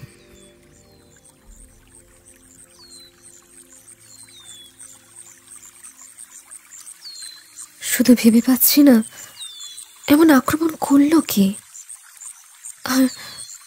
আর আমাকে মা সিংহবাহিনীর মন্দিরে যেতে বারণ কেন করলেন কুমার? দেখা হয়েছে, আঘাতের একটা সীমা থাকে বসুধারা। এইভাবে নখের আঁচড় তাই বলে? এর থেকে অস্ত্রের আঘাত সহ্য করা সহজ। আমার বিষের ক্ষত সেরে যাবে, কিন্তু এই নখের আঁচড়। হাত দিয়ে নিজের কণ্ঠে, বাহুতে, বক্ষে নখের চিহ্নগুলি নির্দেশ করল কুমার সূর্যবীর। বসুধারা আর কি বলবে, শুধু কোথা থেকে এত লজ্জাবোধ যেন এসে তাকে ঘিরে ধরল। সে চুপ করে যুবরাজের ক্ষতস্থান পরীক্ষা করছিল। সূর্যবীর তখনও বলে যাচ্ছিল, কালকে তো দু চোখের পাতা এক করতে পারিনি,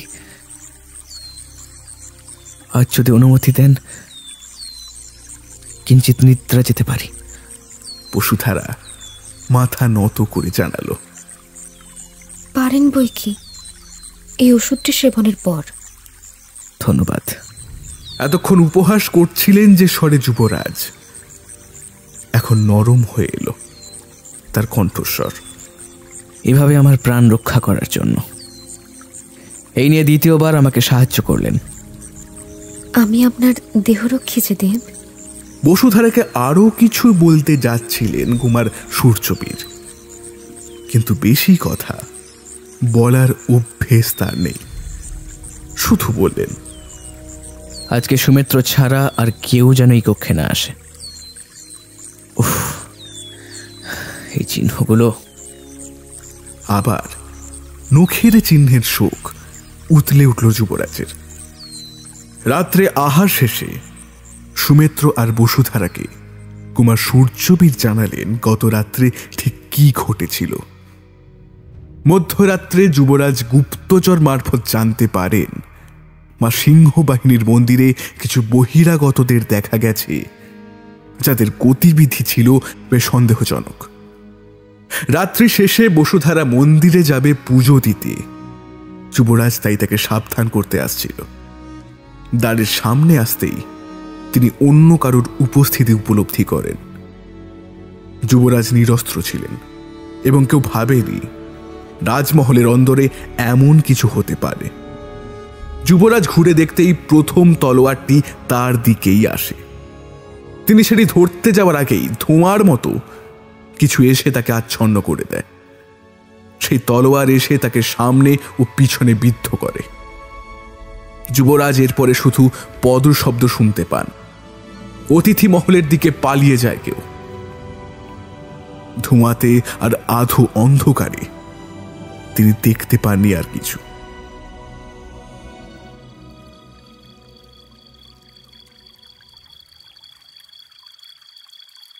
আমার দৃঢ় বিশ্বাস তলোয়ারের নিশানা আমি ছিলাম না সুমিত্র। যদি আমাকে আক্রমণ করার উদ্দেশ্য হতো তাহলে সেটা আমার কক্ষের সামনে করা হতো। যে আক্রমণ করতে এসেছিল তার জানার কথা নয় ওই সময় আমি বসুধারার কক্ষে আসব। যুবরাজের কথা শুনে সুমিত্র আর বসুধারার বুঝতে অসুবিধা হলো না আক্রমণের লক্ষ্য কে ছিল। যুবরাজ আর সুমিত্র দুজনেই তাকালেন বসুধারার দিকে। সুমিত্র বসুধারাকে জিজ্ঞাসা করল, দেবী, আপনার কি কারোর সাথে কোনো প্রকার মনোমালিন্য বা শত্রুতা আছে? আপনার কাউকে সন্দেহ হয়? বসুধারা কি বলবে? তাকে যে কেন আক্রমণ করা হবে সেটাই বোধগম্য হচ্ছে না তার। আর আরো খারাপ লাগছে তার জন্য যুবরাজ আহত হল, আর এই নিয়ে দ্বিতীয়বার। আগে বিবাহ বন্ধ করতে এসে যুবরাজ আহত হয়েছেন। নিজেকে বড্ড অপরাধী মনে হচ্ছে তার। চিন্তায় ছেদ পড়ল তার যুবরাজের কথায়। এ সম্বন্ধে কাউকে কিছু বলবার প্রয়োজন নেই সুমিত্র। আমাদের তিনজনের মধ্যেই থাক। আমি কিছুদিন এই কক্ষেই থাকব, তার ব্যবস্থা করো। আর এখানে নিরাপত্তা রক্ষী বাড়াও। আজ্ঞে কুমার। সুমিত্র বেরিয়ে গেল। বসুধারা করুণ মুখে দাঁড়িয়েছিল। যুবরাজ হঠাৎ যেন মনে পড়তে বললেন, ও, আপনাকে বুঝি বিব্রত করলাম এখানে থেকে? বসুধারা অস্বীকার করতে যাচ্ছিল, তার আগেই যুবরাজ বলে দিলেন, বিব্রত বোধ করলেও আমি অপারগ বসুধারা। নিরাপত্তার কারণেই ব্যবস্থা নিতে হচ্ছে। আশা করি বুঝতে পারছো। আর কাউকে বিশ্বাস করতে পারছি না এখন, তাই আমাকে এখানেই থাকতে হবে কিছুদিন। বসুধারার উত্তরের প্রতীক্ষা না করে কুমার সূর্যবীর উঠে পড়লেন।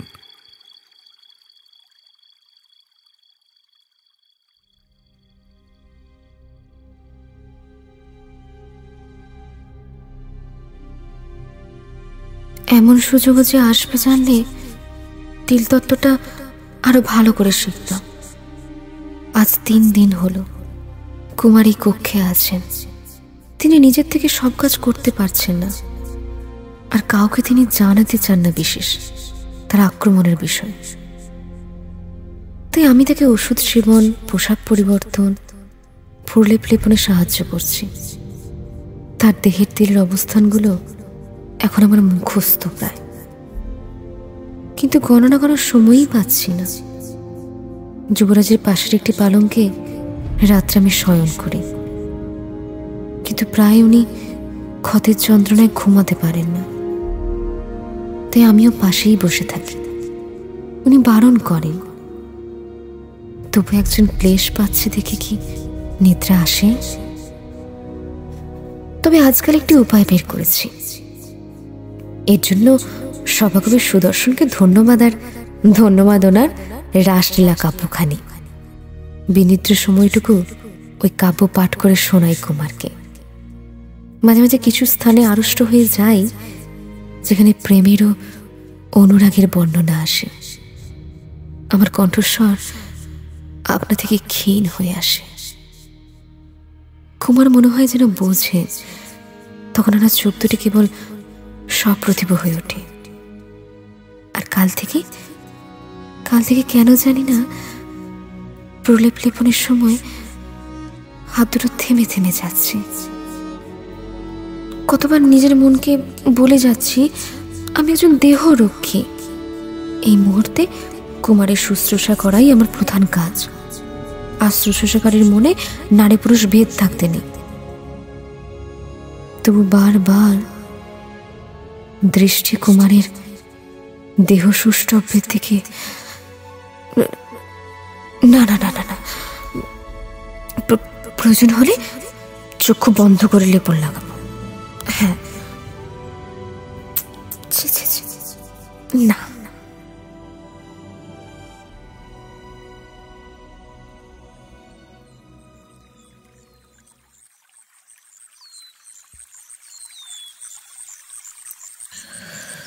আজ একটু অলিন্দে বেরোবো বসুধারা। যুবরাজের কথা শেষ হতে না হতেই দ্বার থেকে দেবনন্দার কণ্ঠস্বর ভেসে এলো। আমি তোমাকে নিয়ে যাব কুমার। আজ আজ কেমন বোধ করছো? অনেক ভালো দেবনন্দা। আমি নিজেই পারবো অলিন্দে যেতে।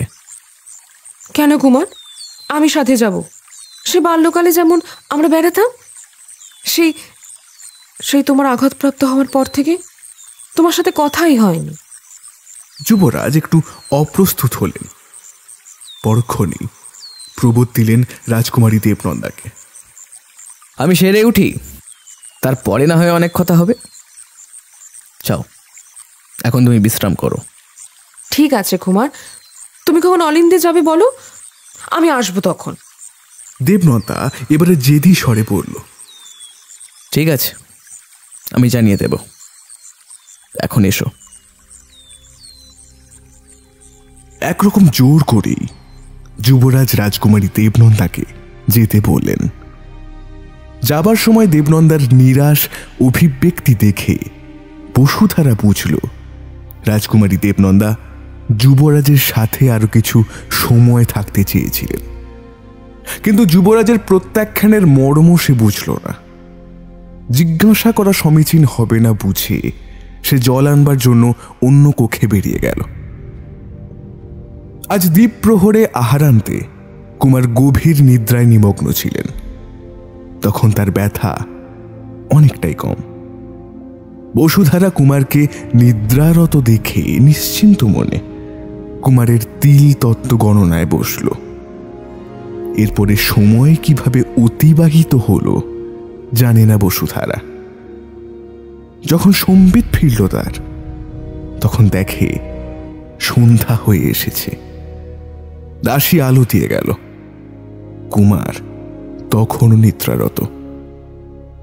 বসুধারা আর জাগাল না যুবরাজকে। তিল তত্ত্বের গণনার পৃষ্ঠাখানি খুলে একবার সেদিকে আর একবার কুমারের দিকে দেখতে লাগলো। বারবার দেখে তার বিশ্বাস হচ্ছিল না। এরকম ফলাফল কি করে এলো? ওদিকে রাজকুমারী দেবনন্দা কুমার কখন ডেকে পাঠাবেন সেই অপেক্ষা করছিল। যত সময় যাচ্ছিল তত তার অভিমান ক্ষোভে পরিণত হচ্ছিল। সন্ধ্যা গিয়ে যখন রাত্রি এলো, দেবনন্দার আঁচল তখন অশ্রু জলে সিক্ত।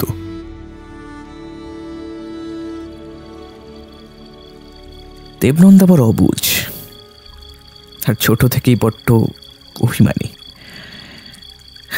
ও এখনো ভাবে হাকের মতোই সব কিছু আছে।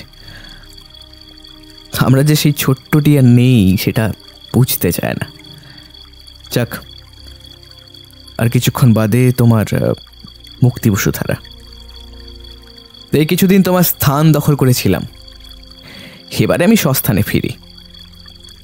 সুমিত্র এখনো আক্রমণকারীর কোনো সংবাদ আনতে পারেনি। অতিরিক্ত নিরাপত্তা ব্যবস্থা এখনো থাকবে। তুমি সাবধানে থেকো।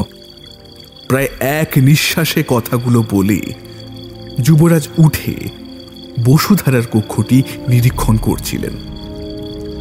এমনিতে এই কদিন থাকার সুবাদে কক্ষের কোথায় কি আছে তা তিনি খুব ভালো করেই জানেন। কোন দিকে বসুধারা অস্ত্র রাখে, কোথায় ঔষধি আছে, সবকিছু। বসুধারার কক্ষটি নিরাড়ম্বর, কিন্তু বেশ সাজানো গোছানো। বসুধারা নিচে বসে যুবরাজের বস্ত্র পরিপাট করছিল। দুজনের মধ্যের অচেনা গণ্ডিটা অনেকটা চেনা হতে শুরু করেছে, তাই এখন তারা বেশ স্বচ্ছন্দ। যুবরাজ একটি বন্ধ পেটিকা দেখিয়ে জিজ্ঞাসা করলেন, এটা কি? বসুধারার তিল তত্ত্ব গণনা সব ওই পেটিকাতে থাকে। সে সংক্ষেপে বলল, আমি যে গুপ্তবিদ্যা জানি তা এখানে আবদ্ধ আছে দেব। আরো গুপ্তবিদ্যা? মানে আরো গুপ্ত যুদ্ধ কৌশল জানো তুমি? যুবরাজের কৌতূহল দেখে হেসে ফেলল বসুধারা। কিন্তু মন সেদিন কুমারের তিল গণনার থেকে তার ব্যাকুল হয়ে আছে।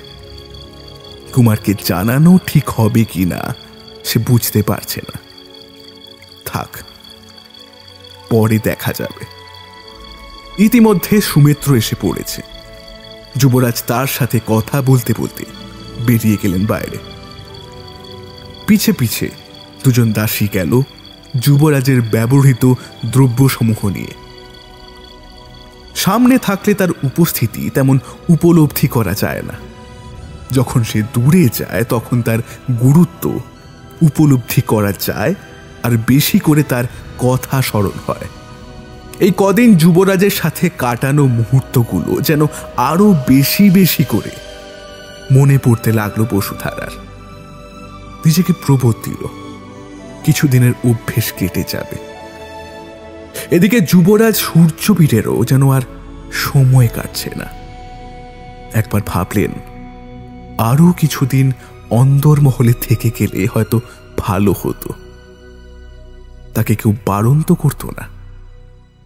আবার এই ভেবে নিজেকে নিরস্ত্র করলেন, কই বসুধারা তো তাকে একবারও থেকে যেতে বলল না, এমনকি আসবার সময়ও কিছুই বলেনি সে। আবার পরক্ষণে এই ভেবে আগের ভাবনা খণ্ডন করলেন যে বসুধারা হয়তো মুখে বলতে পারেনি। কি জানি নারীর হৃদয়ে যে কি চায় সূর্যবীর তা কি করে জানবে।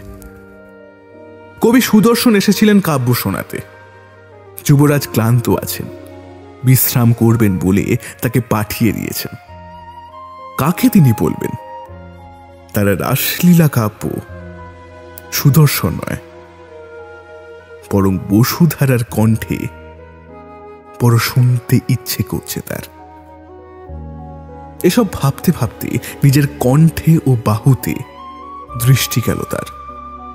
হাত দিয়ে দেখলেন বসুধারার নখের ক্ষত এখনো সম্পূর্ণরূপে মিলায়নি। অস্পষ্ট ক্ষত চিহ্ন দেখে দীর্ঘশ্বাস ফেললেন কুমার সূর্যবীর।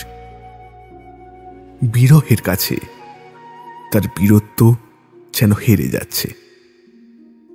তারকাজ্জ্বল রাত্রি আকাশের দিকে তাকিয়ে অস্ফুটে বলে উঠলেন যুবরাজ, তুমি আমার স্ত্রী বসুধারা, তোমাকে রক্ষা আমি করবই। প্রয়োজন হলে নিজের ভাগ্যের সাথে লড়ব।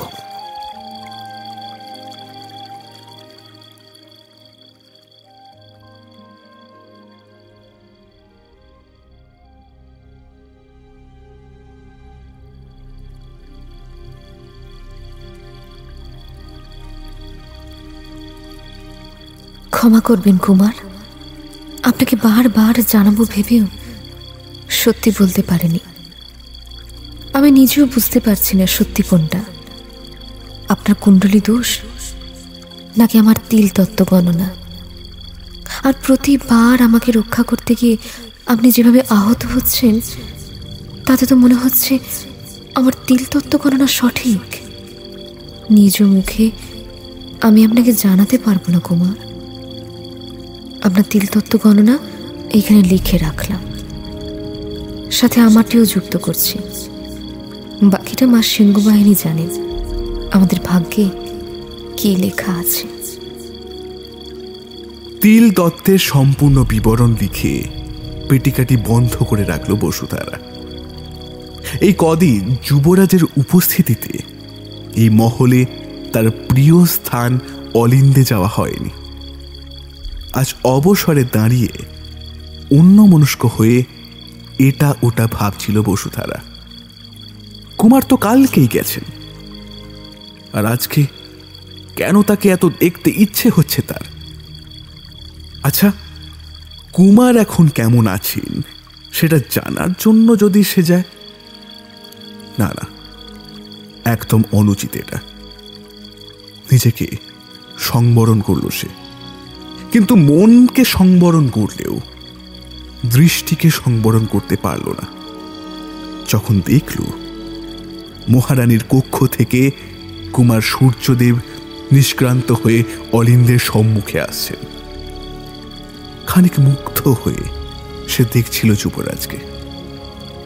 শেষে সেদিনের মতন এক দৌড়ে অলিন্দের স্তম্ভের আড়ালে লুকিয়ে পড়ল। যুবরাজ স্বাভাবিক ছন্দে অলিন্দ পেরিয়ে চলে গেলেন।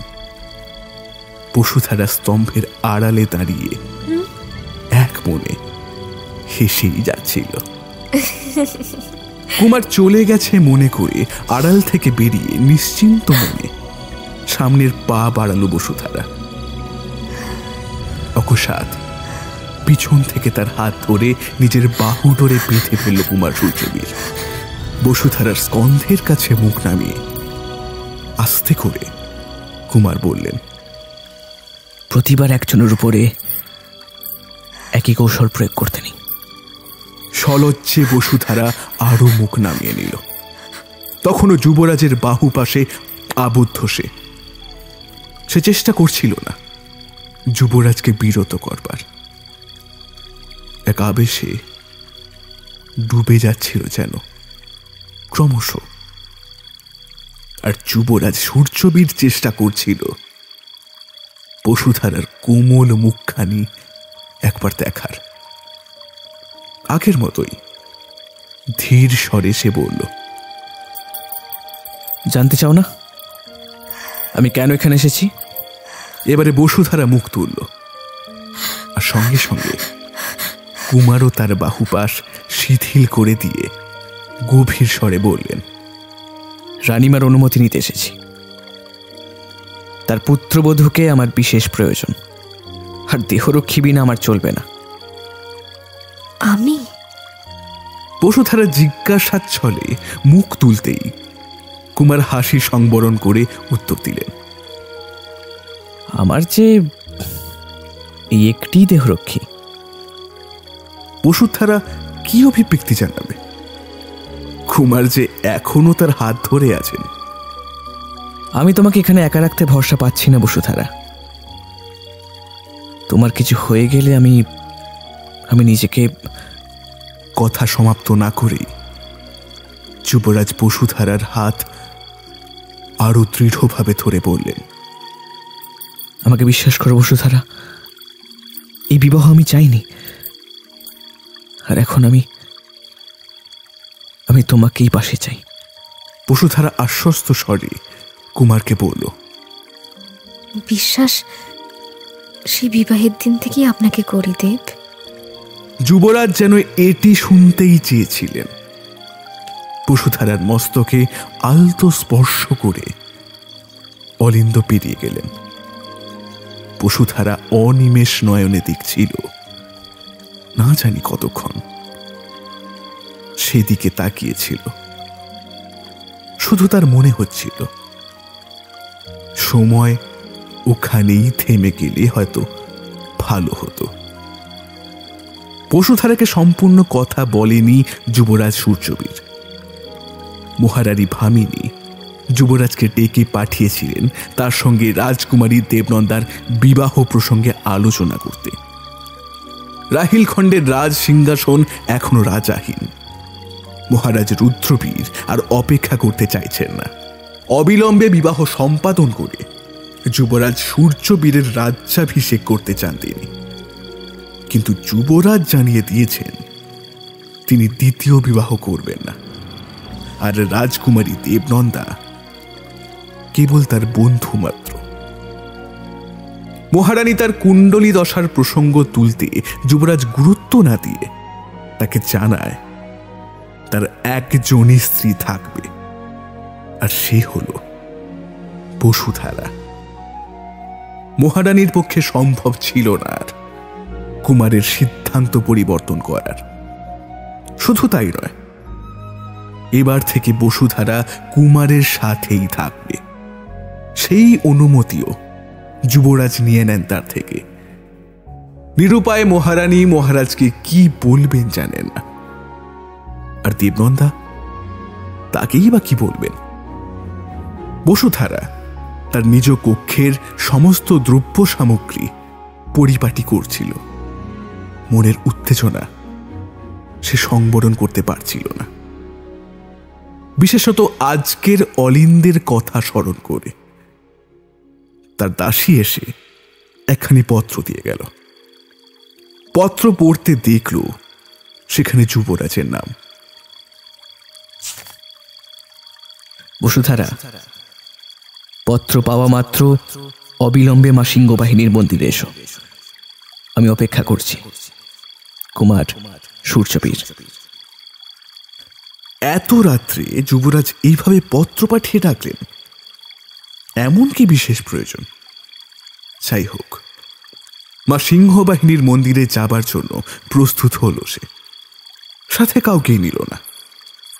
রাতের অন্ধকারে দূর থেকে মন্দিরের আলো দেখা যাচ্ছিল। বসুধারা দ্রুত পথ চলছিল। কুমার হয়তো অনেকক্ষণ হলো অপেক্ষা করছেন। হঠাৎ তার পায়ে কি একটা যেন এসে লাগলো। সামনে লুটিয়ে পড়ল বসুধারা।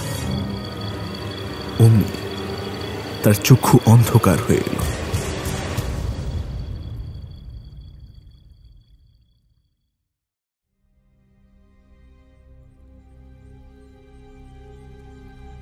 দেব, আমার এই পত্র যখন আপনি পাবেন তখন আমি আপনার থেকে বহু দূর। আমি চাই না দেব আমার জন্য আপনি বারবার বিপদের সম্মুখীন হন।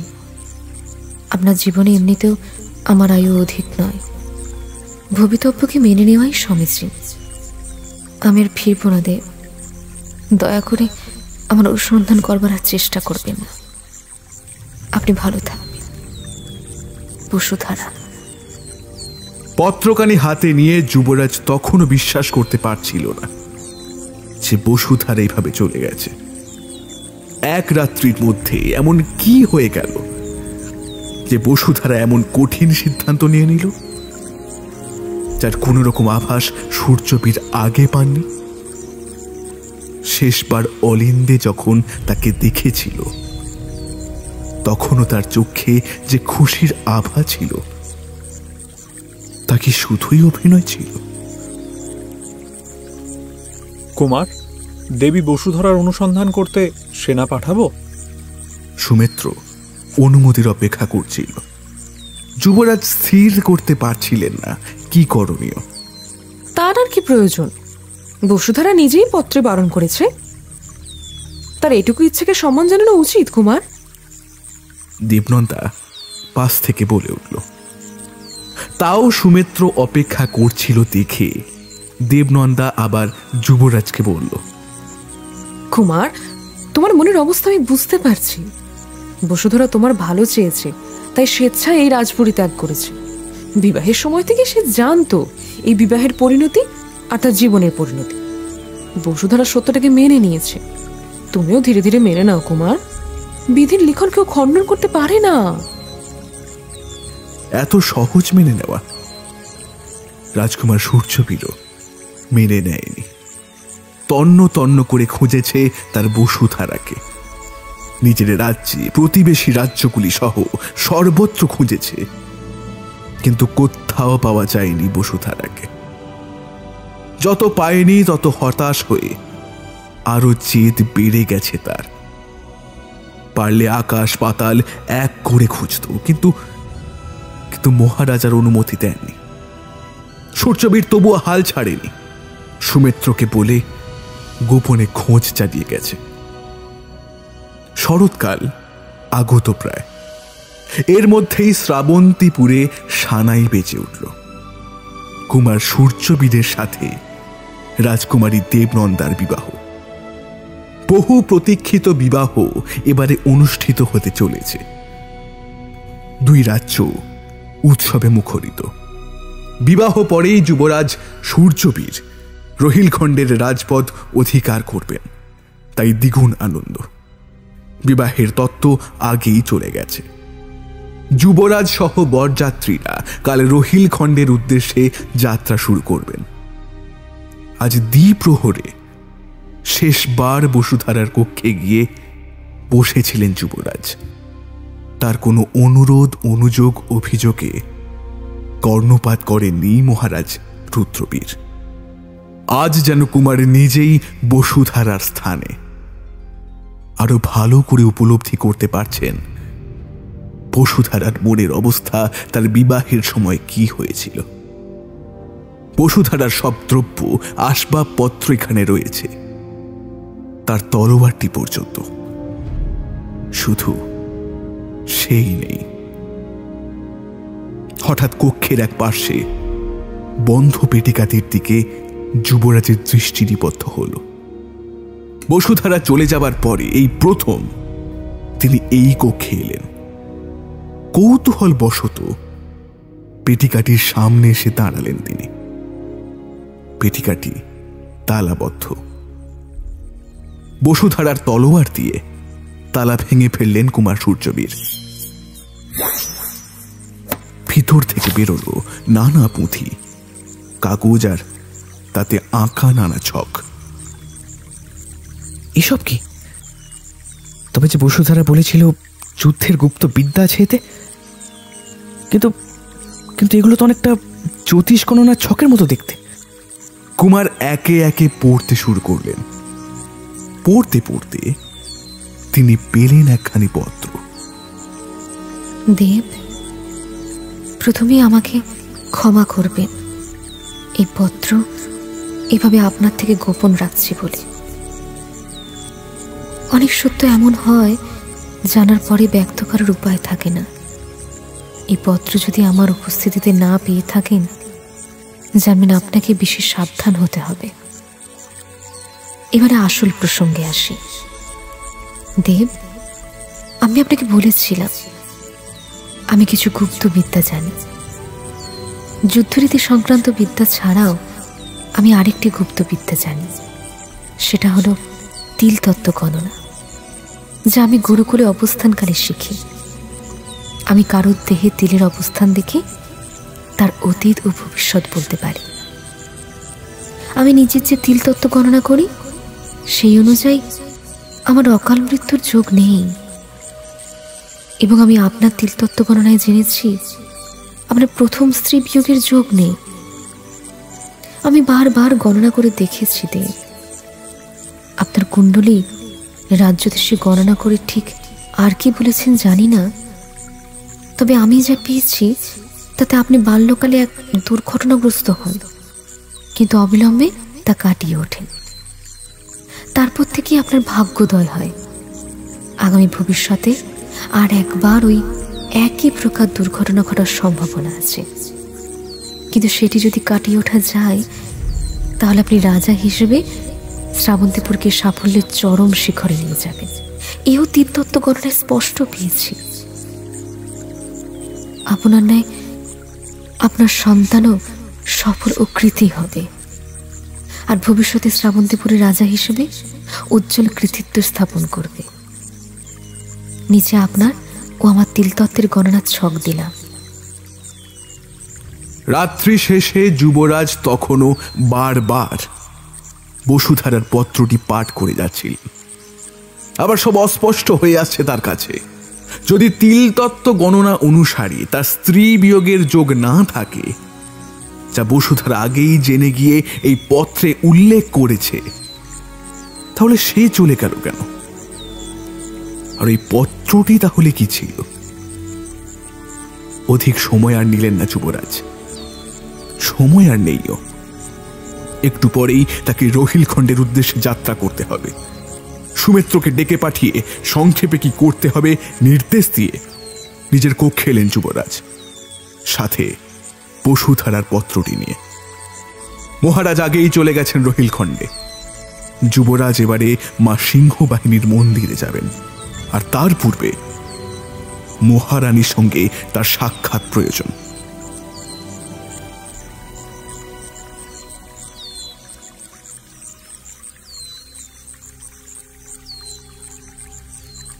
নতমস্তকে মহারানী ভামিনী তখনও অশ্রুপাত করে যাচ্ছেন।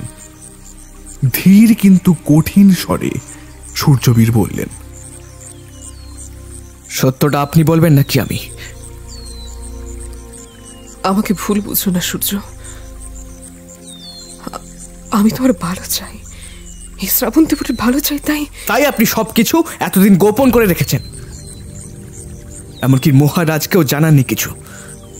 যুবরাজ আর শান্ত থাকতে পারলেন না। মহারানী ভামিনী কান্নায় ভেঙে পড়লেন। আপনি শিবিকায় উঠুন, আমার সাথেই আপনি রাহিলখণ্ডে যাবেন। উত্তরের অপেক্ষা না করে কুমার সূর্যবীর মা সিংহ বাহিনীর মন্দিরে যাবার জন্য বেরিয়ে গেলেন। মা সিংহ বাহিনীর মন্দিরে গিয়ে তিনি সোজা পূজারিনী যেখানে থাকেন সেই ছোট ছোট কুটিরগুলোর সম্মুখে এলেন। তাকে অকস্মাৎ আসতে দেখে পূজারিনীদের মধ্যে চাঞ্চল্য উপস্থিত হল। যুবরাজ ঈশান কোণের কুটিরটির দিকে ছুটে গেলেন। ওদিকে কোথায় যাচ্ছেন যুবরাজ?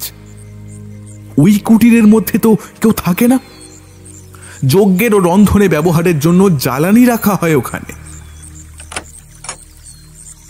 রাজকুমার সূর্যবীর কুটিরে প্রবেশ করে জ্বালানির কাষ্ঠগুলো সরাতেই দেখলেন নিচে ঋজু বর্ণ অর্ধ অচৈতন্য অবস্থায় পড়ে আছে তার বসুধারা। যুবরাজ সাথে সাথে তাকে ক্রোড়ে তুলে নিয়ে বেরিয়ে গেলেন। পূজারিনীরা সবাই তখনও সেখানে দাঁড়িয়ে বিশ্বাস করতে পারছিল না যুবরানী বসুধারা এতদিন এখানে ছিলেন, আর তারা সেটা জানতেই পারেননি।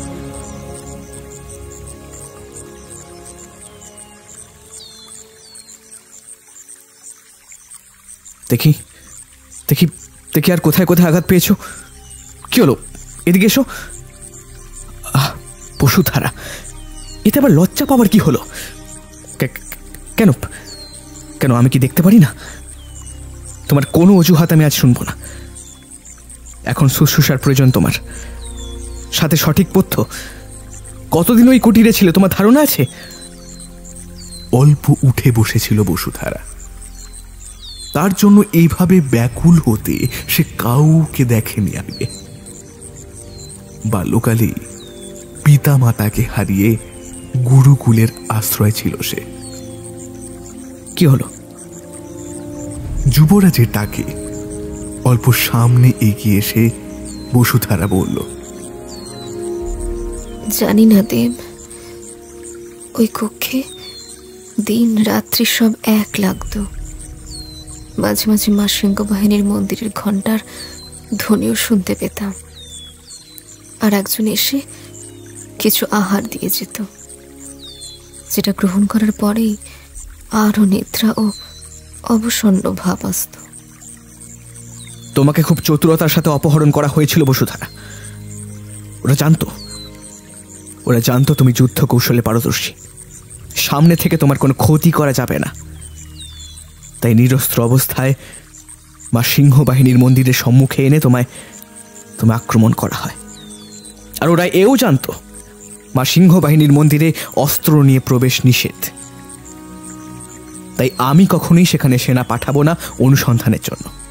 আর সেই সুযোগকে কাজে লাগিয়ে তোমাকে পূজারিনীদের কুটিরগুলোর পাশে রাখা হয়েছিল, কারণ সেখানে বিনা অনুমতিতে পুরুষ প্রবেশ নিষেধ। আমি সর্বত্র তোমায় খুঁজে বেরিয়েছি, অথচ তুমি ছিলে আমার সব থেকে নিকটে। সস্নেহে কুমার সূর্যবীর বসুধারার মস্তক স্পর্শ করলেন। সেদিন বসুধারাকে উদ্ধারের পরবর্তী ঘটনাক্রম ছিল এই রূপ। দ্রুত ঘোড়ায় সুমিত্র রহিলখণ্ডে পৌঁছে মহারাজকে বসুধারার উদ্ধারের সংবাদ জানায়।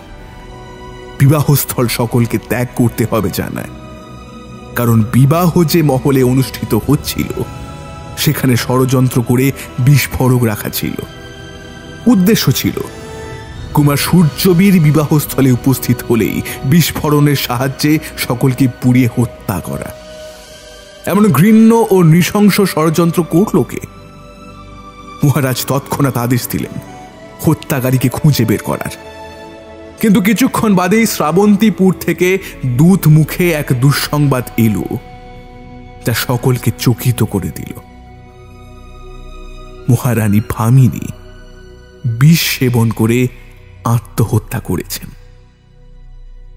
দূত জানালো রহিলখণ্ডে আসবার সময় মহারানীর শিবিকায় দস্যু আক্রমণ করে। যদিও শেষের সংবাদটি সত্য ছিল না। সত্য যুবরাজ জানাতেও চান না কাউকে। চরম অপমান ও লাঞ্ছনার হাত থেকে নিজেকে রক্ষা করতে মহারানী ভামিনী আত্মহত্যার পথ বেছে নিয়েছেন। তাই যুবরাজ ব্যতীত শুধু বসুধারা জানে মহারানী ভামিনীর মৃত্যুর প্রকৃত কারণ। আর জানে বলেই সে উপলব্ধি করতে পারছে কি নিদারুণ কষ্ট পাচ্ছেন কুমার। নিজের মাতা না হলেও মহারানী ভামিনীকে মাতার ন্যায় সম্মান করতেন যুবরাজ সূর্যবীর। অনেক কথা যা তিনি নিজের পিতাকে বলতে পারতেন না, রানী ভামিনীর সাথে আলোচনা করতেন। কিন্তু মহারানী ভামিনীর আসল উদ্দেশ্য কেউ অনুধাবন করতে পারেনি। মহারানী ভামিনীর দুর্বলতা ছিল তার নিজের পুত্র কনিষ্ঠ কুমার চন্দ্রবীর। কুমার চন্দ্রবীরকে জন্ম থেকেই রানী ভামিনী পরম স্নেহে আঁকলে রাখতেন। কনিষ্ঠ কুমার চন্দ্রবীরের তুলনায় জ্যেষ্ঠ কুমার সূর্যবীর সবল, ক্রমে মহারাজ ও বাকিদের প্রিয় পাত্র করে তুলেছিল, যা মহারানী ভামিনীর ঈর্ষার কারণ হয়ে উঠল। তিনি আরো ভীত হলেন মহারাজ রুদ্রবীর যদি সমস্ত ক্ষমতা যুবরাজ সূর্যবীরকে দেন, তাহলে তার পুত্র চন্দ্রবীর বঞ্চিত থাকবে। যত ঈর্ষা ও আশঙ্কা তার মনে বাসা বাঁধতে থাকল, তত রানী ভামিনী গোপনে নানা ষড়যন্ত্র করতে শুরু করলেন। তার মধ্যে একটি হল বাল্যকালে কুমার সূর্যবীরের কক্ষে অগ্নি সংযোগ করে তাকে হত্যা করার চেষ্টা, কিন্তু সেবার গুরুতর আহত হলেও প্রাণ রক্ষা পেয়েছিল তার। হত্যার উদ্দেশ্য সফল না হওয়ায় মহারানী ভামিনীর জেদ আরো বৃদ্ধি পায়। মহারাজ রুদ্রবীর যুবরাজ সূর্যবীরের বিবাহ রোহিলখণ্ডের রাজকুমারী দেবনন্দার সাথে দেবার ইচ্ছে যখন মহারানীর নিকট প্রকাশ করেন, রানী ভামিনী তখন প্রমাদ করলেন। এই বিবাহের অর্থ সূর্যবীরের ক্ষমতা ও প্রতিপত্তি আরো বৃদ্ধি পাওয়া। যে কোনো রূপে এই বিবাহ হতে দেওয়া যাবে না। মহারানী ভামিনী রাজ জ্যোতিষীকে নিজের ষড়যন্ত্রে যুক্ত করেন আর যুবরাজের কুণ্ডলী বদলে নকল কুণ্ডলী বানান, যাতে স্ত্রী মৃত্যু বিয়োগের যোগ থাকবে।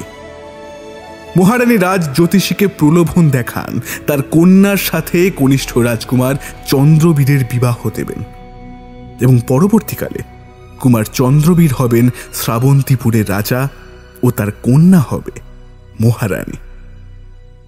মহারানী ভামিনী জানতেন যুবরাজ সূর্যবীর রাজকুমারী দেবনন্দাকে বিবাহে অনিচ্ছুক, আর এবার যদি সে কুণ্ডলী দোষের কথা জেনে আর বিবাহ না করে তাহলে পরবর্তী সময়ে শ্রাবন্তীপুরের সিংহাসনের অধিকারী হবে কনিষ্ঠ কুমার চন্দ্রবীর ও তার সন্তান। কিন্তু এবারেও তার ষড়যন্ত্রে বাধা পড়ল। মহারাজ যখন সূর্যবীরের দেহরক্ষীর সাথে কুমারের বিবাহ ঘোষণা করলেন, তাও তিনি বিবাহ রাত্রে গুপ্ত আততায়ী দ্বারা বসুধারাকে হত্যা করতে চেয়েছিলেন, কিন্তু যুবরাজ ওই সময় সেখানে এসে পড়বে তা কে জানত। এরপরেও মহারানী ভামিনী চেষ্টা করলেন বসুধারাকে তার কক্ষ মধ্যে হত্যা করবার। বসুধারার মৃত্যু হলে কারোর কোনো রকম সন্দেহ হতো না, কারণ তখন যুবরাজের কুণ্ডলী দোষ অনুসারে সব হতো। কিন্তু সেখানেও যুবরাজ এসে পড়ায় আঘাত তার লাগে। মহারানীর অবশ্য তাতে অসুবিধা ছিল না। যুবরাজ ও বসুধারা দুজনেই ছিল তার পথের কাঁটা।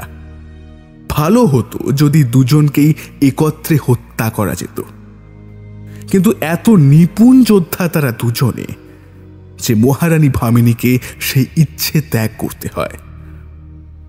অবস্থা জটিল হয় সেদিন যুবরাজ যেদিন মহারানীর থেকে অনুমতি নেন বসুধারাকে নিজের সাথে রাখা। ওই দিনে রানী ভামিনী আর অপেক্ষা করতে পারেননি।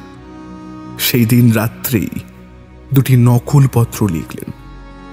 একটি বসুধারার নিকট প্রেরণ করে তার অপহরণ করে বন্দী করা হয় সিংহবাহিনীর মন্দির নিকটে, আর অপর পত্রটি যুবরাজের নিকট যায় যাতে যুবরাজ বিভ্রান্ত হন এই ভেবে বসুধারা নিজেই শ্রাবন্তীপুর ত্যাগ করে চলে গেছে, আর বাকিটা তার কাছে সহজ ছিল। মহারানী ভামিনী জানতেন এরপরে মহারাজ কুমার সূর্যবীরের বিবাহ ঘোষণা করবেন দেবনন্দার সাথে, তাই আগের থেকে নিজের বিশ্বস্ত অনুচর পাঠিয়ে রোহিলখণ্ডের রাজবাড়িতে বিস্ফোরক রেখে দেন তিনি, আর কুমার চন্দ্রবীরকে নিয়ে তিনি বিবাহস্থলে পরে যাবেন জানান। তিনি জানতেন তার পৌঁছানোর পূর্বেই শ্রাবন্তীপুর ও রোহিলখণ্ডের দুই রাজবংশের মুখ্য রাজপদ অধিকারী সহ রাজা, যুবরাজ ও রাজকুমারী সহ তাদের বাকি পরিবার সদস্য ও পরিজনেরা ততক্ষণে ভস্মীভূত হয়ে যাবে। এই দুর্ঘটনা মনে করবে সবাই। এরপর বসুধারা হত্যা সম্পন্ন করে দুই রাজ্যের রাজা হিসেবে কুমার চন্দ্রবীরের নাম ঘোষণা করবেন তিনি। সব পরিকল্পনা সঠিক রূপে চলত, কিন্তু বাদ সারল বসুধারার তিলতত্ত্ব গণনার পত্রটি, যা যুবরাজের হাতে পড়ে। যুবরাজ সূর্যবীর যে অনুমান করতে পেরেছিলেন রোহিলখণ্ডে কি হতে চলেছে ওই পত্রে, যেখানে বসুধারা তার জীবনে একই দুর্ঘটনার পুনরাবৃত্তি ঘটবে উল্লেখ করেছিল, সেটা পড়ে। আর এই বসুধারাকে অপহরণ করে কোথায় রাখা হয়েছিল তা মহারানী ভামিনী চাপের মুখে নতি স্বীকার করে জানিয়ে দিয়েছিলেন। আর পূর্বের ঘটনাগুলি রাজজ্যোতিষীর থেকে পরে জানতে পারেন যুবরাজ। রাজজ্যোতিষীকে তৎক্ষণাৎ পরিবার সহ শ্রাবন্তীপুর ত্যাগ করার আদেশ দেন তিনি। আর যাবার পূর্বে আরেকটি পত্র তাকে দিয়ে লেখানো হয়, যাতে উল্লেখ ছিল বসুধারার অপহরণ ও মুক্তির মাধ্যমে যুবরাজের কুণ্ডলী স্ত্রী মৃত্যুযোগের দোষ দূর হয়ে গেছে। ইতিমধ্যে সুমিত্র দুয়ারে এসে দাঁড়িয়েছিল। যুবরাজের কিছু প্রয়োজন আছে কিনা জিজ্ঞাসা করতে সূর্যবীর বললেন, রাসলীলা কাব্যখানি এনে দাও, আজ আমি পাঠ করব। সুমিত্র স্মিত হেসে চলে গেল। আর কয়েকদিনের মধ্যেই যুবরাজ সূর্যবীর শ্রাবন্তীপুরের রাজপদ গ্রহণ করবেন। আর যুবরাজের অনুরোধে মহারাজ অনুমতি দিয়েছেন রোহিলখণ্ডের পরবর্তী রাজা কনিষ্ঠ কুমার চন্দ্রবিধি হবেন। কিন্তু কুমার সূর্যদেব একটু চিন্তিত তার রাজকুমারী দেবনন্দার জন্য। কুমার চন্দ্রবীরকে বিবাহ করতে সে স্বীকৃত হবে কিনা তাকে চিন্তামগ্ন দেখে বসুধারাই বলল, আমি নিশ্চিত এই বিবাহ হবে। কি করে এত নিশ্চিত হলে? যুবরাজ তখনও চিন্তামগ্ন। বসুধারা বিজ্ঞের ন্যায় বলে উঠল, নারী হৃদয়ের গোপন অভিব্যক্তি সে আপনি বুঝবেন না দেব। কুমার অতি কষ্টে হাস্য সংবরণ করে বললেন, নারী হৃদয় না বুঝি, তিল তত্ত্ব গণনার ফল আমি কিঞ্চিত বুঝি অবশ্য। এবারে বসুধারা বুঝতে পারছিল না যুবরাজ কি বলতে চাইছেন। কুমার সূর্যদেব নিজেই বুঝিয়ে দিলেন। স্পষ্ট করে আমাকে বললেই হতো, তোমার একজনকে চাই যে সে তোমাকে মা বলে ডাকবে। এত ঘুরিয়ে ফিরিয়ে কি যেন লিখেছিলে? আপনার ন্যায় আপনার সন্তানও সফল ও কৃতি হবে। আমাদের সন্তান যে কৃতি হবে সে তো জানা কথা। দেব, দয়া করে থামুন। বসুধারার বারংবার বলা সত্ত্বেও যখন যুবরাজ শুনছিলেন না, তখন কোথায় যাবে বুঝতে না পেরে চক্ষু বন্ধ করে যুবরাজের বলিষ্ঠ বক্ষে মুখ লুকোল সে। ক্রমে দুজনের শ্বাস ঘন হয়ে আসছিল, দুজনের মধ্যে ব্যবধান কমে আসছিল। বসুধারা চক্ষু বুঝে উপলব্ধি করছিল তার ওষ্ঠে যুবরাজের ওষ্ঠের স্পর্শ। বাইরে তখন রাত্রির শরৎ আকাশে পূর্ণিমার আলোকে সম্মুখের অলিন্দটি মোহময় লাগছে।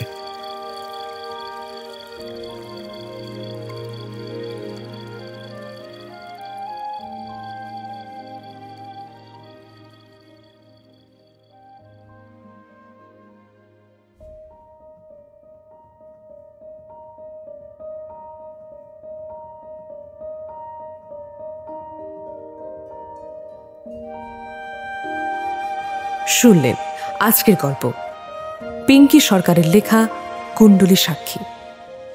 আজকের গল্পের মূল চরিত্রে শুভ, সমৃদ্ধি ও অভ্র।